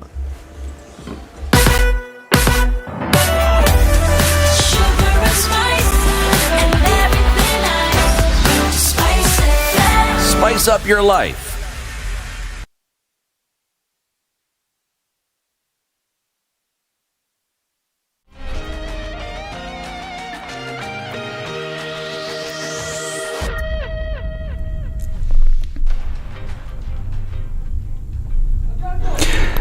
morning, this is Newswire. I'm Dennis Aseto. President William Ruto has appointed former Controller of Budget Agnes Odhiambo as the head of Government Delivery Services. Odhiambo was the first Controller of Budget from August 2011 to August 2019. She was later appointed the Chairperson of the National Transport and Safety Authority in 2020. The seasoned accounting and financial management professional also previously served as Chief Executive Officer of the Constituencies Development Fund Board. Meanwhile, former Solicitor General Kennedy Ogeto was appointed as the new Legal Affairs Advisor, while Kansanzai Munyika is Advisor Political Affairs in the Executive Office of the President. The three have been appointed to support President Ruto's administration's strategic goals. Now, the Nairobi City County Alcoholic Drinks Control and Licensing Board has identified areas within the city zoned as commercial areas by the Physical and Land Use Planning Act of 2019 for the purpose of licensing and operation of nightclubs. This comes after Governor Johnson Sakaja's directive during the launch of Nairobi City County's second wave 100 days rapid results initiative. The governor said that Nairobi residents continue to complain about noise pollution in residential areas. In a statement by the county director of public communications, Berry Lokundi, the board has clearly mapped out areas and locations, including streets, where the clubs will be situated and which persons intending to establish them must adhere to. Now, the county government of Kirinyaga has begun the process of repossessing land whose owners have not been paying land rates and ground rent. The county government says that owners of about 7,000 plots stand to lose their properties on the expiry of a 30-day notice. According to County Executive Committee member for Lands, Physical and Urban Planning, Samuel Kanjobe, that the property owners owe the county over 250 million shillings in arrears.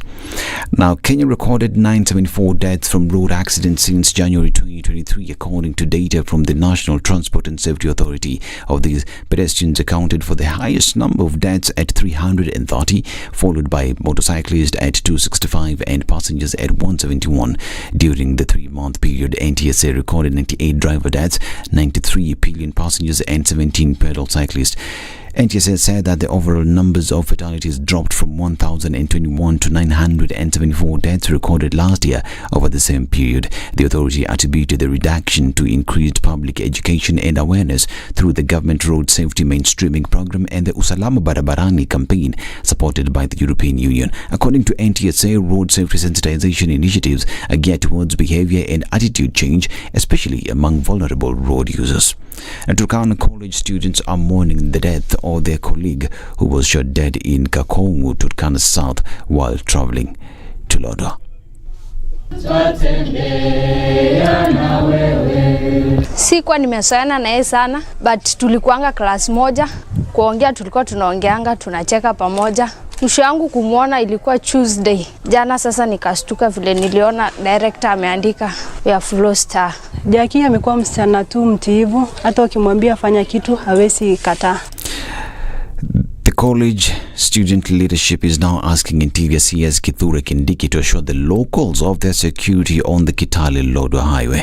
Kenye sisi tunaomba kama viongozi ya wanafunzi ama maybe kama vijana wa Turkana, sisi tunasema Profesa Kindiki, tafadhali tuweze kuhakikisha ya kwamba hali ya usalama katika highway ya kwenda Kitale ya watu wetu wa Kenya iwe ni salama sana. Painful is that we have lost her just through the bandits, and yet the operation it has been taking long for 2 months. But kiangalia mambo haya yanaendelea na sijui ni operation gani inaendelea katika hii nchi ya Kenya.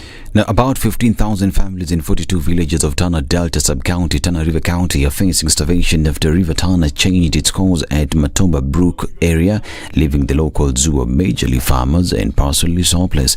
Matomba Brook, according to the locals, was a major link of the river to villages in 4 wards, but since the river changed its course, life has never been the same. So far, locals have been forced to come up with local solutions, including diverting the river to enable it flow to some of the villages, a move that is not bearing fruit as it requires heavy machinery as opposed to the current communal work. Further, the locals say they have expertise who can advise the engineers from government to do a major breakthrough of the original Matomba Brook diversion, which they said was the only solution to bring back the water to the 42 villages that are now dry. This is Newswire. I'm Dennis Aseto. Good morning.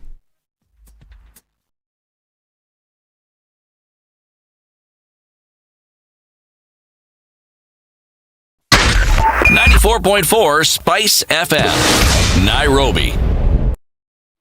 All right, has not been too much of a traffic issue this morning. A little bit still left on Jogo Road, and coming off a Thika Superhighway, you should be fine. It's just that nexus then between Muthaiga Square and the Pangani Underpass that will cause a little bit of problems coming off of Thika Superhighway. It still continues on James Gishoro for just a little bit. It's better now going towards the Red Hill Link Road, coming off of Wayaki Way. You'll be able to get through it without too much of an issue. Let's talk again in about half hour. SpiceFM KE on Twitter.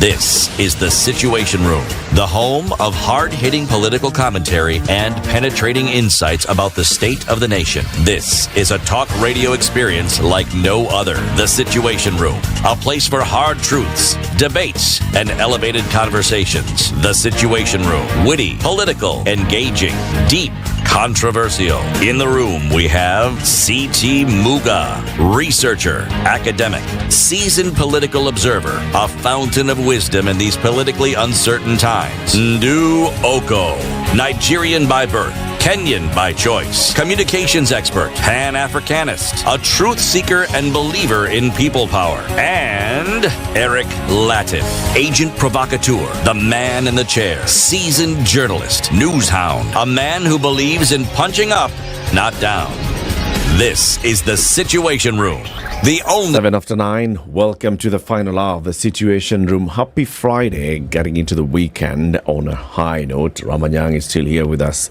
Eric, City, and Ndu, the usual guys every day, and we're joined by somebody new who is going to help us have a conversation. Now, on the 24th of March in 1882, something big happened.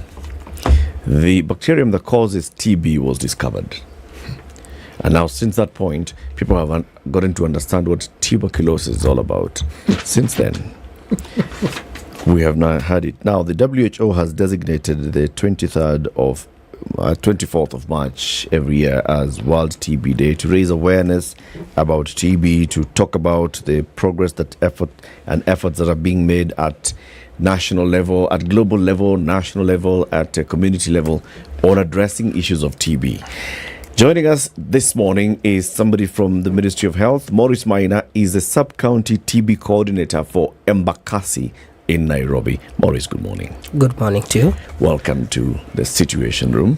Thank you so much. That's the hot seat of the Situation Room. Make yourself comfortable. Thank you. Now, what do you say now on such a day? Happy World TB Day. Well, we don't really say happy World TB Day. It's just a commemoration of when we discovered the bacteria that causes TB. And probably you can mention it was discovered by somebody called Robert Cox. In other corridors of medical world, you'll hear people saying that patient is suffering from Cox disease.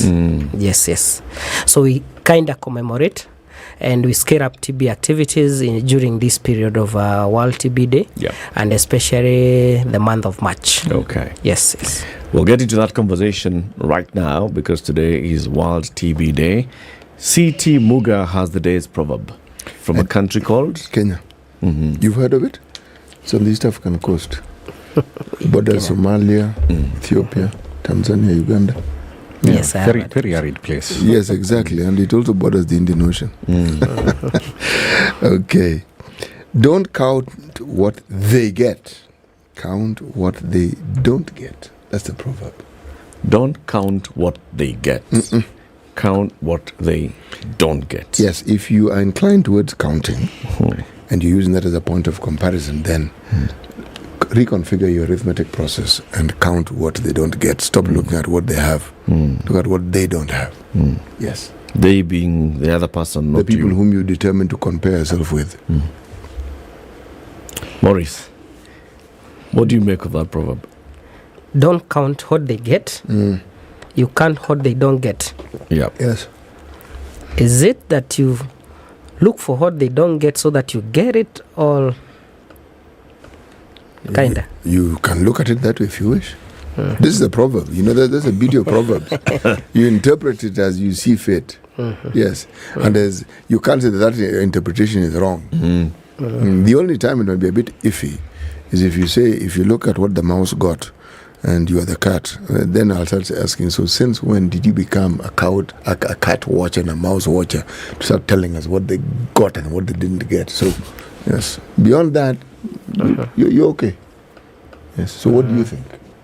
Now that I've told you you're okay. Well, it's a food for thought. You're not okay. Don't count what they get, count what they don't get. Yes. Maurice, you are a TB coordinator for Embakasi. What does that mean? What that means is that you basically manage or look after TB activities in that sub-county. And sub-county is quite big. Embakasi covers quite a large piece. Actually, most of the easterns is in Embakasi. So in matters of health, we have further divided it into 2 areas. We have Embakasi East and Embakasi West. So some of the things that we do is ensure that we look out for TB cases. We follow up them on treatment.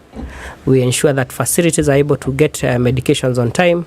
We also ensure that patients receive any other commodities that they may need. And we also ensure that we reach out to even the ones that have not been screened for TB and ensure that they have been screened.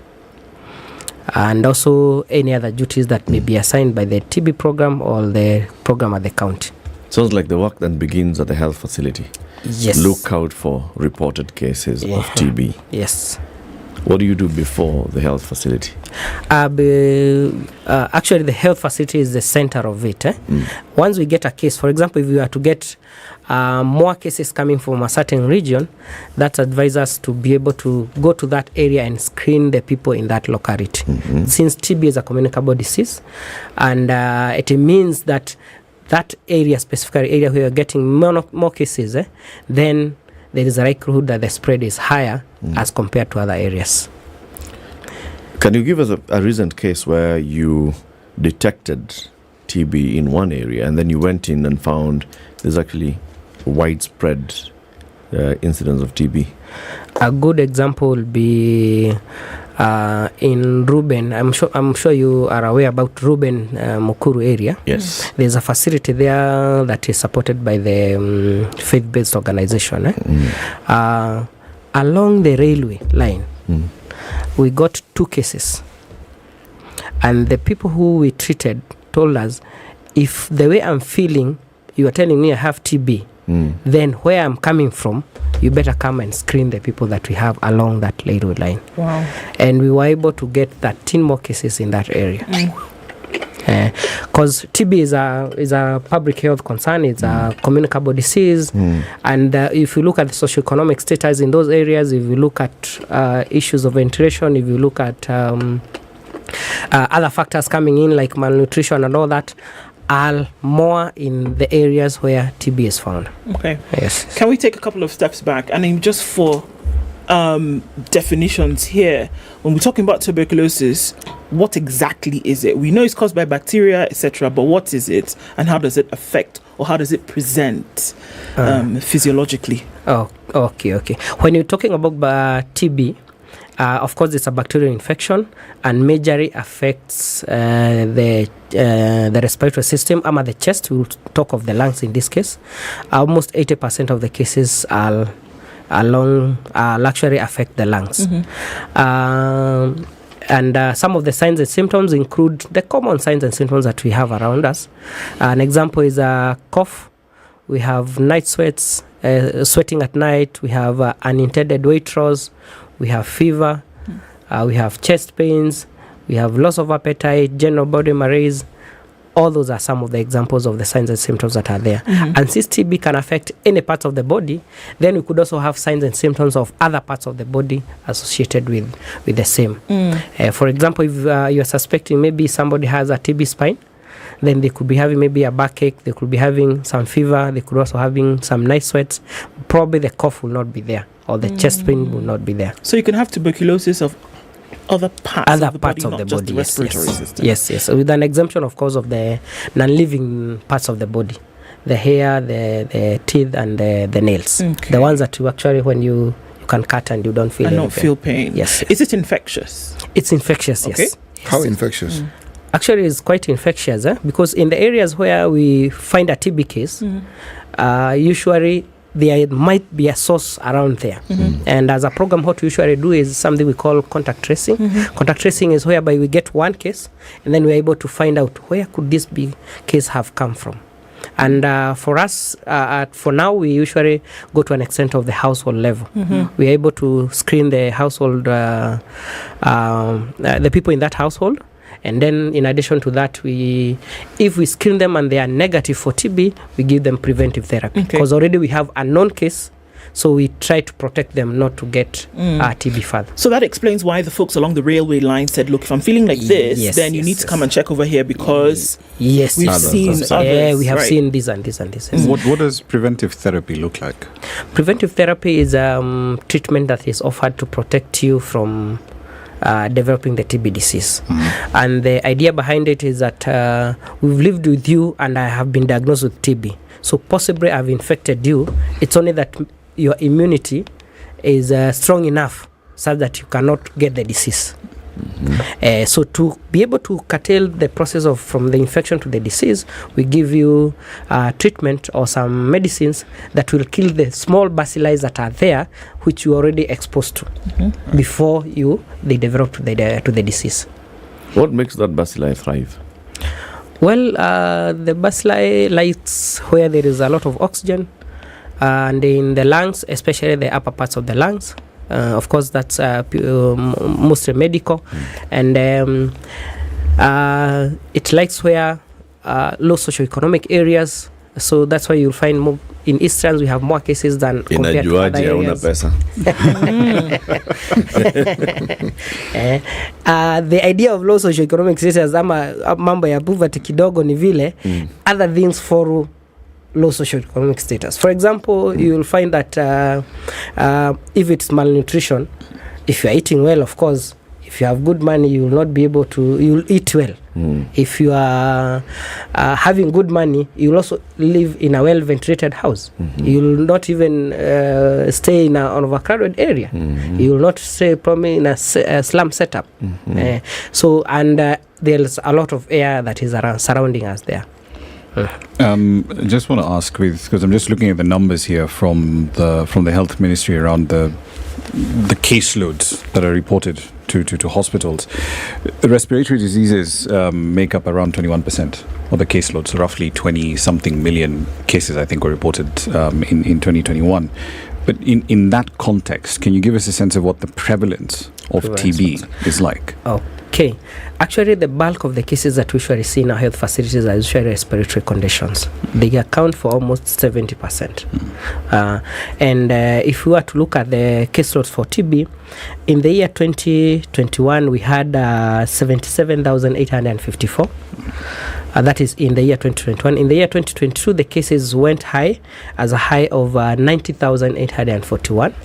And of course, in the year 2022, the cases were a little bit low due to the COVID situation in the country. If you look at Nairobi now here, in the year 2022, we had 12,163 cases. Compared to the year before, we had 10,530.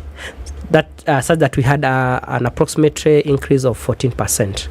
Out of those cases of last year, around 1,250 were children, accounting for around 10%. Which still a little bit on the lower side compared to what we are supposed to get of around 15% of the adults. And we are saying we did a prevalence survey sometimes back in the year 2016 and realized that we are still not getting the actual cases that we are supposed to diagnose. We are missing almost 40% of the cases. Why so we're that? still not there. What's happening? What we mean by that is that the cases we are getting, still there are some other cases that are out there that have not been screened and that have not been diagnosed. Right. Yes. And that's why some of the efforts that we are trying to do, for example, this week we are upscaling screening for TB in our health facilities. Like today, for example, in bus station, the whole of this week we have been screening the matatu conductors and drivers. We also conduct outreaches every now and then to be able to try and get as many as possible, because TB is out there, and being a communicable disease spread through the air, anyone is at a risk of getting TB.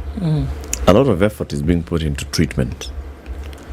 So screening to catch the infection, and then you're going into, then after you've caught the infection, that's when you go into a community to try and stop its spread and treat those that have been found.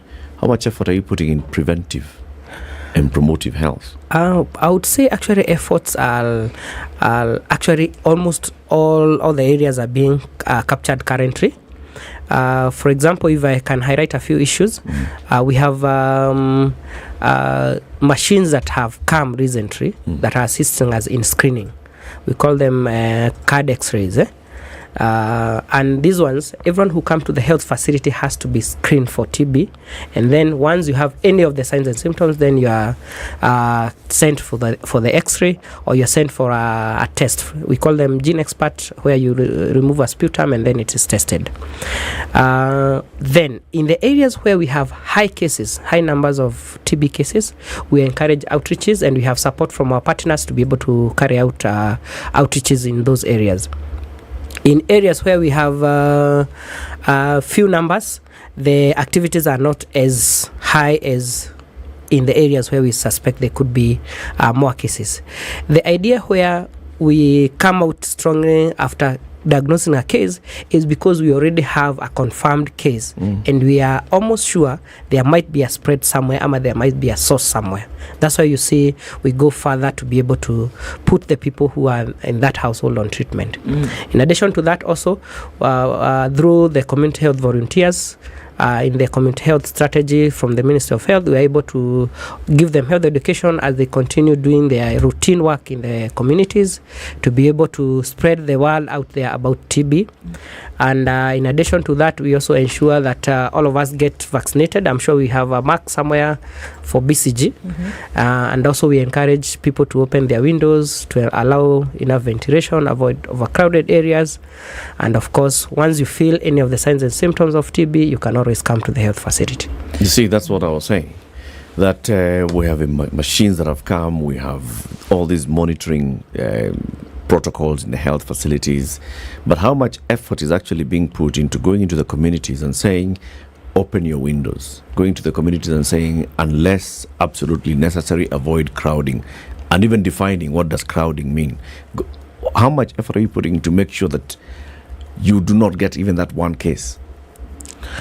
Well, I would say the efforts that we are putting in for now is the component of the community health strategy that we are using. We have some few community health volunteers. What we mean by community health volunteers are people from the community that we have trained on matters of TB. In each and health facility, we have 2 or 3 that have been attached to those facilities that are coming from the community. And what we do, at least every 3 months, we ensure that we sensitize them on matters of TB. And as they do their routine work, the routine work means maybe sometimes they visit their household. They are assigned approximately 100 households each. So then they are expected to visit each of the 100 households every month and report each and everything that happens in that facility. So what they do is that they pass out that message about TB. Because the community health strategy also, we have community health units and we have community units attached to this facility. So these community health volunteers have also been sensitized about community TB. So they pass that information there.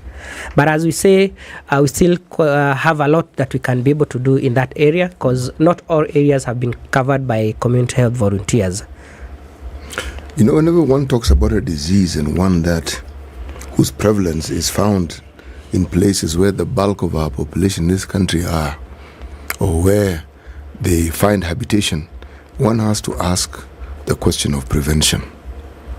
What do we do to ensure that A, TB is not proliferated? How do we ensure that these people do not get TB, and what can be done? 1. 2, what is being done and how effective is it? Actually, for what we are doing currently, let's start with the last one. What we are doing currently is that the contact tracing that we are using, we are able to get more cases. Okay. And if I can give an example of an area in Mathare, Area 4, we were able to do contact tracing for clients for a month, and we were able to get an extra 18 cases out of that. So meaning that it is yielding. However, we still not gotten there whereby we've gotten all the cases. So as much as we are putting in efforts on prevention, we are also putting in efforts on finding out even those cases that we are missing. Okay, explain this contact tracing and how it's helping you in this particular activity that you're involved in. So in contact tracing, what we mean is that once we have one TB case, there is a likelihood, for example, for myself, I might have spread it to somebody else, or somebody else might have spread it to me. So I find my contacts, the people that I interact with. You associate with. Yes, commonly, and I spend more hours or more time with. So family, school, workplaces. Places of worship, that sort of thing. Places of worship, still we have not very strong on that, but we do a few cases here and there. But the common ones that we do are usually the schools. We do family and places of work. And when you do that, of course, we don't pick out who is the exact case, because we also know TB has stigma associated with it, and we also try to avoid discrimination. Please go ahead. Okay, so it's caused by bacteria. Then how come sometimes there are flare-ups? Are there flare-ups, or is it an illness that just kind of hangs around? Or there's some times where you'll find because of certain conditions, then you'll find that there'll be a flare-up in certain areas, and then it will go back down. Or what then is the situation with that? For TB, we have not had outbreaks of TB. Okay. Well, what happens is that in the areas whereby the prevalence is slightly high, you'll find that all those risk factors are surrounding that area. Okay. And the cases are slightly higher as compared to other areas. And those areas where we have slightly higher cases, even when you try to find out, or when you try to do like contact tracing, or when you do an outreach, you obviously have to get, or you obviously get cases from that area. It's also good to note that TB is transmitted through the air, and some modes of transmission is through talking, like we are doing, coughing, sneezing, the common things that happen in an area. That's why we are talking about poorly ventilated area and overcrowding, because you can easily transmit as you talk, as you sing, as you cough. It's like COVID. It's like COVID, yes. But the only thing is that COVID also has some service contact. But for TB, service contact does not transmit. Okay. Yes. What I was going to ask is this. Every time we talk about diseases and we talk about some germ or bacteria or virus that causes it, one has to ask origin. What is it that brings this about? There has to be an infected person. No. Before the person gets infected. Before the person gets infected. This thing that caused the infection, bacteria. where is it found and where does it come from before it visits the person and then infects the person? The known server for TB is a human being. Okay, what is it in the human being that brings it about? What you mean is that where did it come from before it comes to the human? Why doesn't it affect cats and it affects humans? Yes, and why doesn't it affect trees, for instance? I mean, that sort of thing. Actually, we have some subspecies that affect animals. Okay. And sometimes they also affect humans. But for the specific one, Mycobacterium tuberculosis that we are talking about, that one is the main lesseva is the known lesseva is a human being. So human beings are carriers.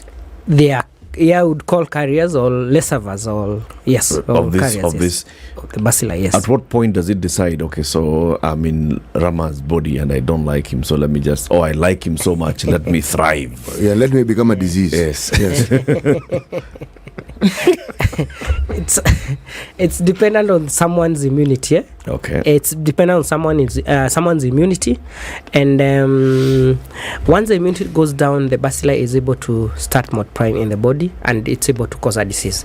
Actually, it is said that we all get TB early on in life, and the body is able to contain it in our lungs by formation of some immune response, and so that the multiplication does not happen until when our immunity goes down, and then it is. So it's constantly watching. It's basically that's in the body, in the lungs, watching at your. Can stay in the body, in the lungs, and that's where we target when you're giving preventive therapy, so that we clear up that, so that there is no chance of you developing TB disease later on. Okay, let's take a break. Then come back and continue the conversation.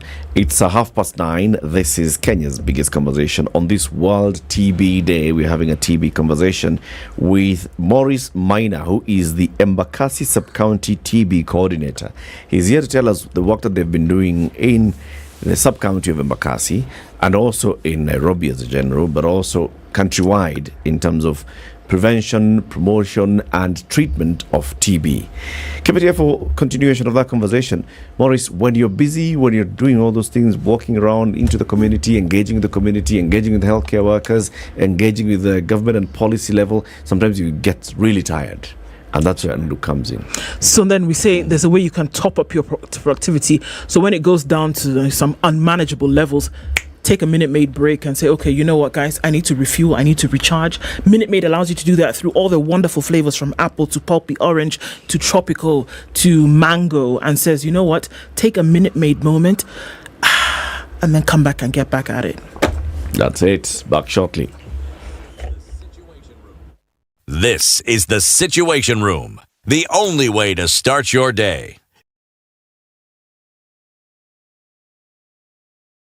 I have a brother. He was a pilot. He was laid off. He came to a policeman. He messed up. He went from a pilot to a policeman. Exactly. He stole a jet. Yeah. In fact, you should be lucky he was not court-martialed. The Spice Drive.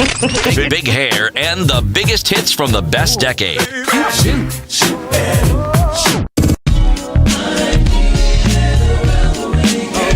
Indeed, it's all about hashtag Spice Drive, hashtag Quatch, KWACH, 3 to 7 in the PM. I'm sure you're wondering how you can spend less and get more as we approach the Easter period.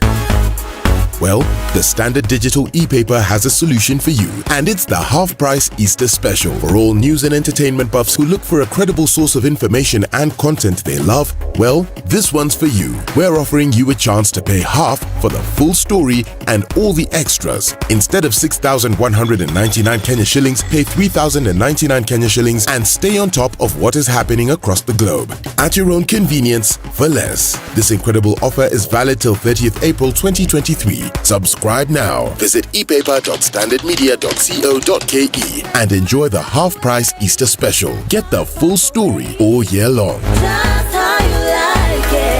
Only with Standard Digital e-paper. Standard Digital e-paper. Tap up, just how you like it.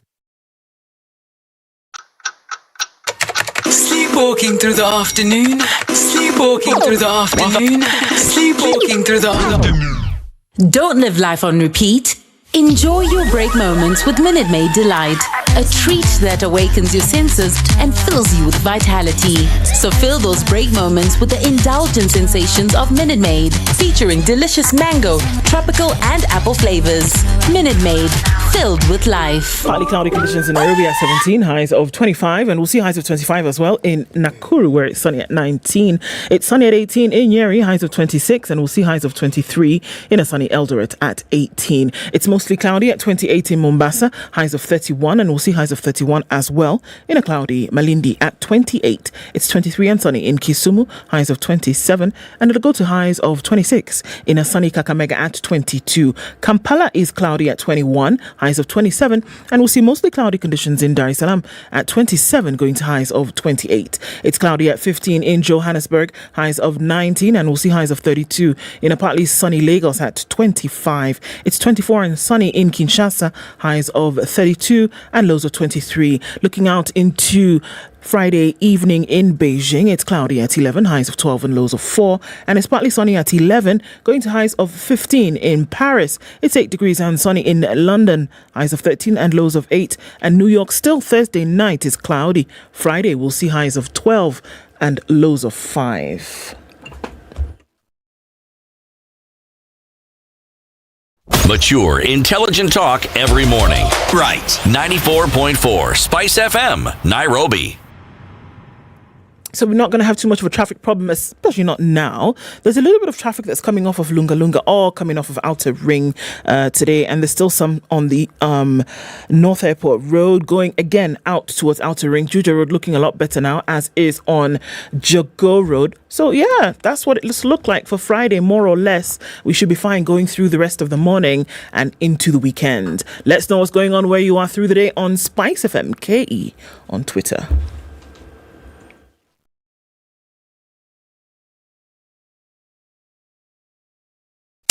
Business News with Spice FM. I'm Dennis Aseto.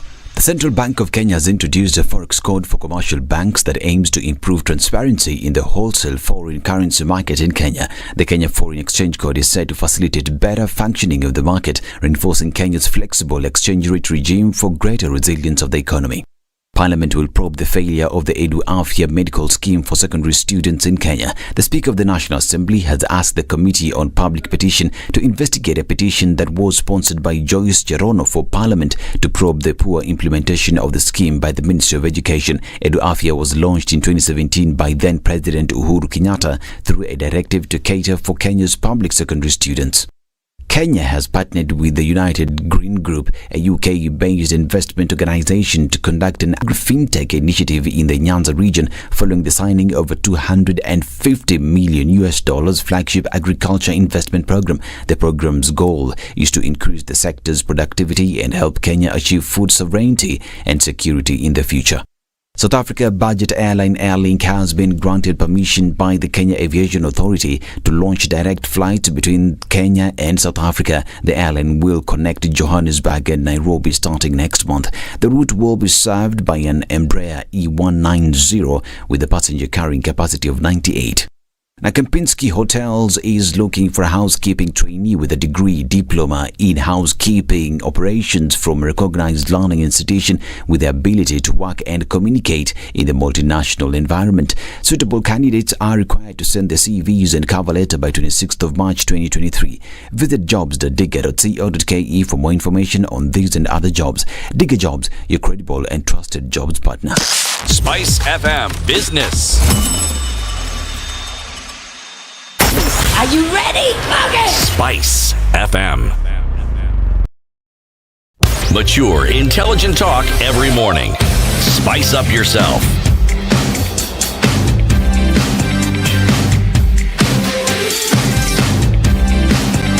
Mornings done right. 94.4 Spice FM. It's the 10, and we still have TB expert in the house, Maurice Maina, the sub-county coordinator in Embakasi in Nairobi, talking about World TB Day 2023. Rama, before you took a break, you were about to ask Maurice a question. Yes, I was. Maurice, I vaguely remember very early on in my career as a journalist covering stories around various drug-resistant versions of TB, MDR TB, XDR TB, and we'd see all these horror stories coming out of places like South Africa, dealing with those variants of tuberculosis. Is that a problem for us here? Yes, thank you for bringing that up. Yeah, we have drug-resistant TB cases in Kenya, and actually we have seen an increase over the years of the drug-resistant TB cases. If I can give an example, for example, in Nairobi last year we had 83 cases and the 83 cases are spread in amongst the various sub-counties that we have.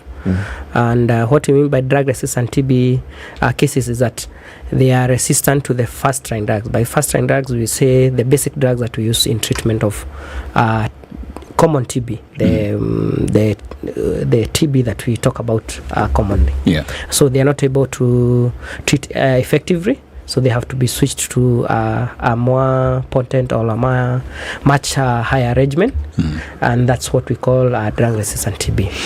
And I know this is varying a little bit out of your remit perhaps, but I look at how as Kenyans we tend to self-medicate a lot. It's I wake up, I'm feeling a bit fluey, have a headache. It's probably malaria. I'll go over to the next pharmacist and buy some random antibiotic. Yeah. Exactly, right? That just makes things much worse, doesn't it? That's very common, actually. Very common in this country. And not just for TB only, even for many other diseases that we have. And even for TB, it is delaying our efforts to be able to diagnose early enough. Because by the time the people come to our health facility, hata ukiwauliza, they usually tell you, kikohozi yangu imeanzia jana ama juzi. But if you take a bit of history, you will realize that it didn't start yesterday or the day before yesterday. They will have gone over the counter, they bought some medicines, and sometimes the medicine they get, some of them are supposed to be prescription only medicines, but you realize that they still get them over the counter, so that exposes them to antimicrobial resistance. So apart from TB being a problem in the bit of resistance, we also have the other issue that is hanging around us about antimicrobial resistance due to misuse. And that is a growing problem. That's a growing problem. Actually, it's a global problem. Yes. And for the drug-resistant TB, I think all the prayers that are involved in management of TB also play a part, a little bit a part here and there. But we tend to look more on the patient factors. Poor adherence, maybe they don't take their medications well. Sometimes they don't keep time in taking medications. But also maybe sometimes in the part of the healthcare workers, probably long dosages at times. Sometimes they buy over-the-counter medications that do not treat adequately, so they get exposed. Sometimes lack of knowledge. Not all of us have the same levels of TB information. So sometimes you also get different levels of knowledge, and that also affects our treatment. But we do not have as many cases, but the cases have been on the rise over the years. Yes. What's the prevalence of infection amongst children? And there's a reason why I ask that. So I guess the next question depends on your answer. What's the prevalence amongst children? We are expected to diagnose 15% of the adult cases. So what that means is that if we have 150,000 cases, then around 15,000 should be children. Should be, yes. Okay. By should be, I mean we are expected to find all the children that are affected, because children do not transmit. Yes. So if you find a household that has TB or a child that has TB, possibly there is somebody, an adult with TB around there. Okay. Now, the BCG, in terms of a vaccine, then provides you with some levels of immunity against tuberculosis. Yes. Now, there's also the assumption that for the majority of children, whether you're born at a private or even a public facility now, with the immunization drives that we have seen over the last 10 years, is that the likelihood of a child being born has gotten the BCG vaccine. Government facility, private facility, doesn't matter. Now, if we are finding that children have this, what is the efficacy of the vaccine then in terms of protection for children? The vaccine usually assists us or protects us against the severe forms of TB. Okay. So if I'm born in a family, I'm given BCG, but there's an adult with TB, I'll still get exposed. Okay. I'll still at a risk of developing TB, because the vaccine will just protect me in a natural setup where we do not have any TB case in that family.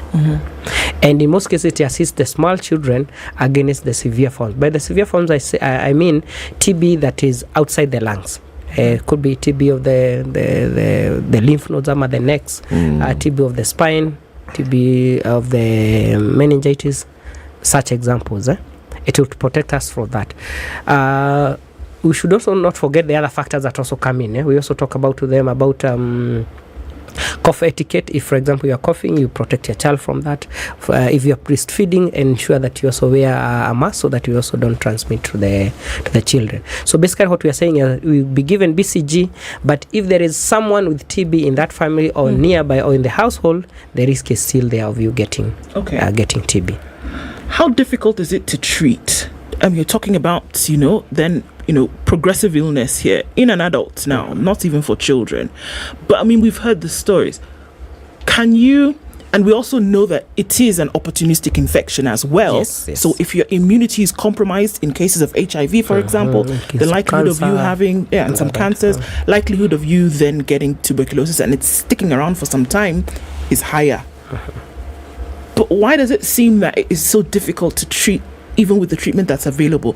The cough is progressive, it's persistent, it's there for a very long time. Why is that? Actually, for treatment, I think is one of the easiest ways that we actually execute very well. Because one of the things that you realize, once you put on treatment, the response is very good. Okay. Usually within 2-3 weeks, the signs and symptoms have gone. Okay. You are only left to ensure that you take treatment up to the end. Okay. And treatment usually takes 6 months. And for the 6 months treatment... wait. You're taking medication for this case of tuberculosis for 6 months. For 6 months. TB is nonsensical like that. 6 months, and you're saying that you're saying it's easy to you sorted it out in the first. Let him explain why 6 months is easy. Yeah, please explain why 6 months is easy. What I'm saying by that is, before you get diagnosed, you'll have been treated for many other respiratory conditions here and there, and not TB, without a solution. So once you put on treatment, within 2 to 3 weeks, you'll be okay. The signs and symptoms are gone. And remember, you're also working in with your healthcare expert, your doctor, because we have to see you every week for the first 2 months. And then after that we have to see you every 2 weeks. Of course, we're also flexible. If your job requires you away from the health facility for some time, we also allow that. And we also follow up at 2 months, at 5th month, at 6th month, and every time you come we have to weigh you. Every time we come we have to talk to you about adherence or how to take your medications. We have to talk to you how to ensure that you complete your medication. We have also to bring in the aspect of you don't finish your medication, there's a likelihood of you getting the resistant. And that actually was going to be my next question in relation to that, because the tendency that you see among some patients is, but see, I'm feeling better. I'm feeling better. So now why am I still taking these meds? And going to the hospital. Yeah, what is this? Because now I have to be there every week. Kwa line, and then I see the doctor. So unasikiaje? Unakunywa dawa? Endelea kunywa dawa. Yes. After being on the queue for 4 hours. So now? Actually, the 4 hour, being on the queue for a long time, we've actually improved. Even as a public health, public sector, we've actually improved. We're practicing something we call differentiated care. Differentiated care is those who really require to see everyone, they have to queue all along. Those who just need a refill, they bypass some other areas, they just go to the areas of the refill. And sometimes there are some people who do not even need to see any person, anaenda tu anachukua dawa zake, goes home and continues the medication. And we call it patient-centered care. Reason being, not everyone fits in that box. So you have to ensure that everyone is comfortable as they take their medication. And why the reason why we really have to talk to them about taking for the 6 months is because we also to ensure that once we treat one case of TB, we have limited the transmission to any other person that is around there. We have also protected other people from the resistant pattern. We have, the resistant strain. We have also minimized chances of relapses. We have also minimized chances of even any other case of TB coming up out of that household that we are talking about. Is there a very good reason why the treatment needs to be, that dosage has to run for 6 months if you can actually sort out the immediate infection within a shorter time? One of the reasons why we treat TB for that long is the bacilli, the bacteria is quite resilient, survives in very strong conditions whereby even minimal oxygen it will still survive. And the drugs that we give we ensure that they stop multiplication, but they also ensure that the ones that are there, we have to kill them. And for the killing them, we have to take quite a bit of a longer time. Of course, there have been trials of shortening the duration, but in Kenya currently, the guidance says you go for 6 months.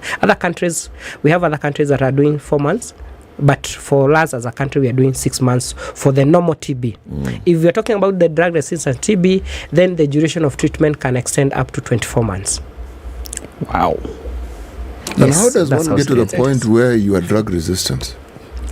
For the drug-resistant, as I had mentioned earlier, is that one of the easiest ways that you can actually get drug resistant is you given medication and you don't adhere very well, you don't take on time, you don't take the proper dosages, probably you share, or you do as he said, I'm feeling better, do I really need to stop? But let me ask this question. Do you offer TB patients adherence counseling?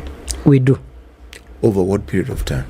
Well, at the first visit, of course, once you hit by 6 months, it's quite a long duration of time. That is one. Second thing, TB itself has stigma associated with it, so you have to be offered some counseling about that to be reassured that it's treatable and it's curable and you can get well.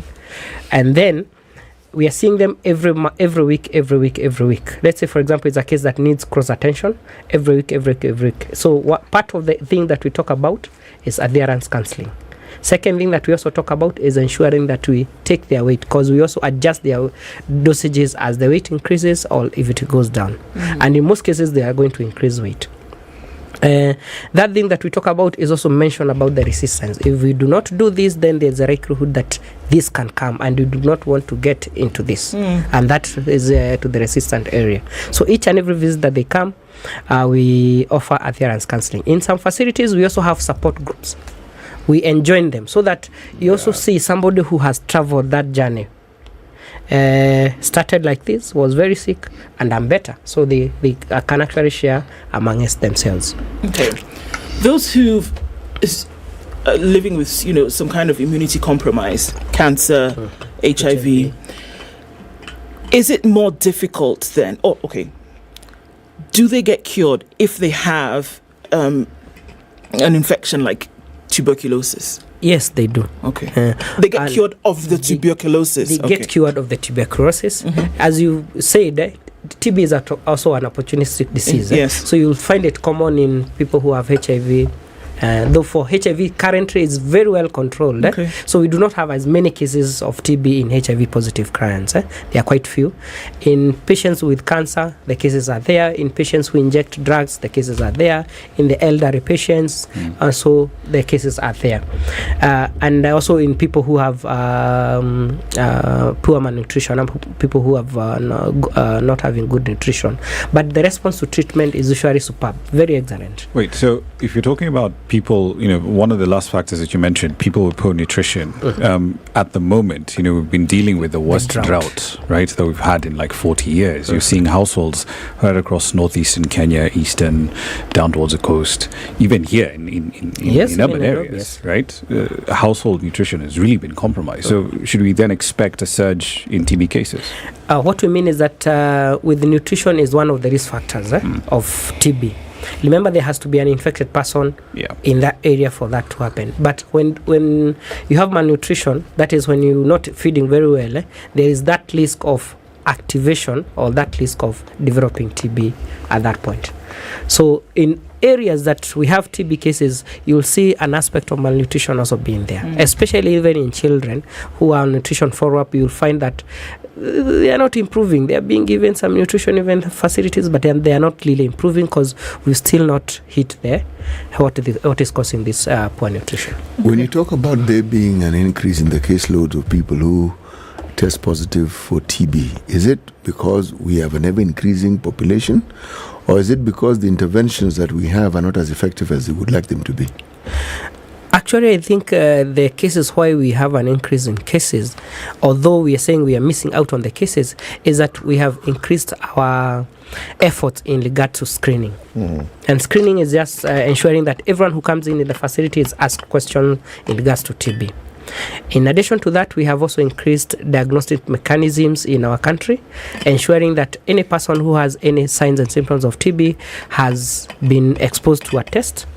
Could be an X-ray, or a scan, or an ultrasound, or they have been their sputums have been tested. So that has really assisted us in getting quite a number of cases. And then the other thing also, we have moved away from having the typical signs and symptoms. You remember where we bedridden patients, very wasted and not able to do everything. We moved away from that, and now we are looking for TB from everyone who comes into a health facility. Okay. Yes. Sylvia is asking a question. Does the non-active TB come back if treated for the 6 months?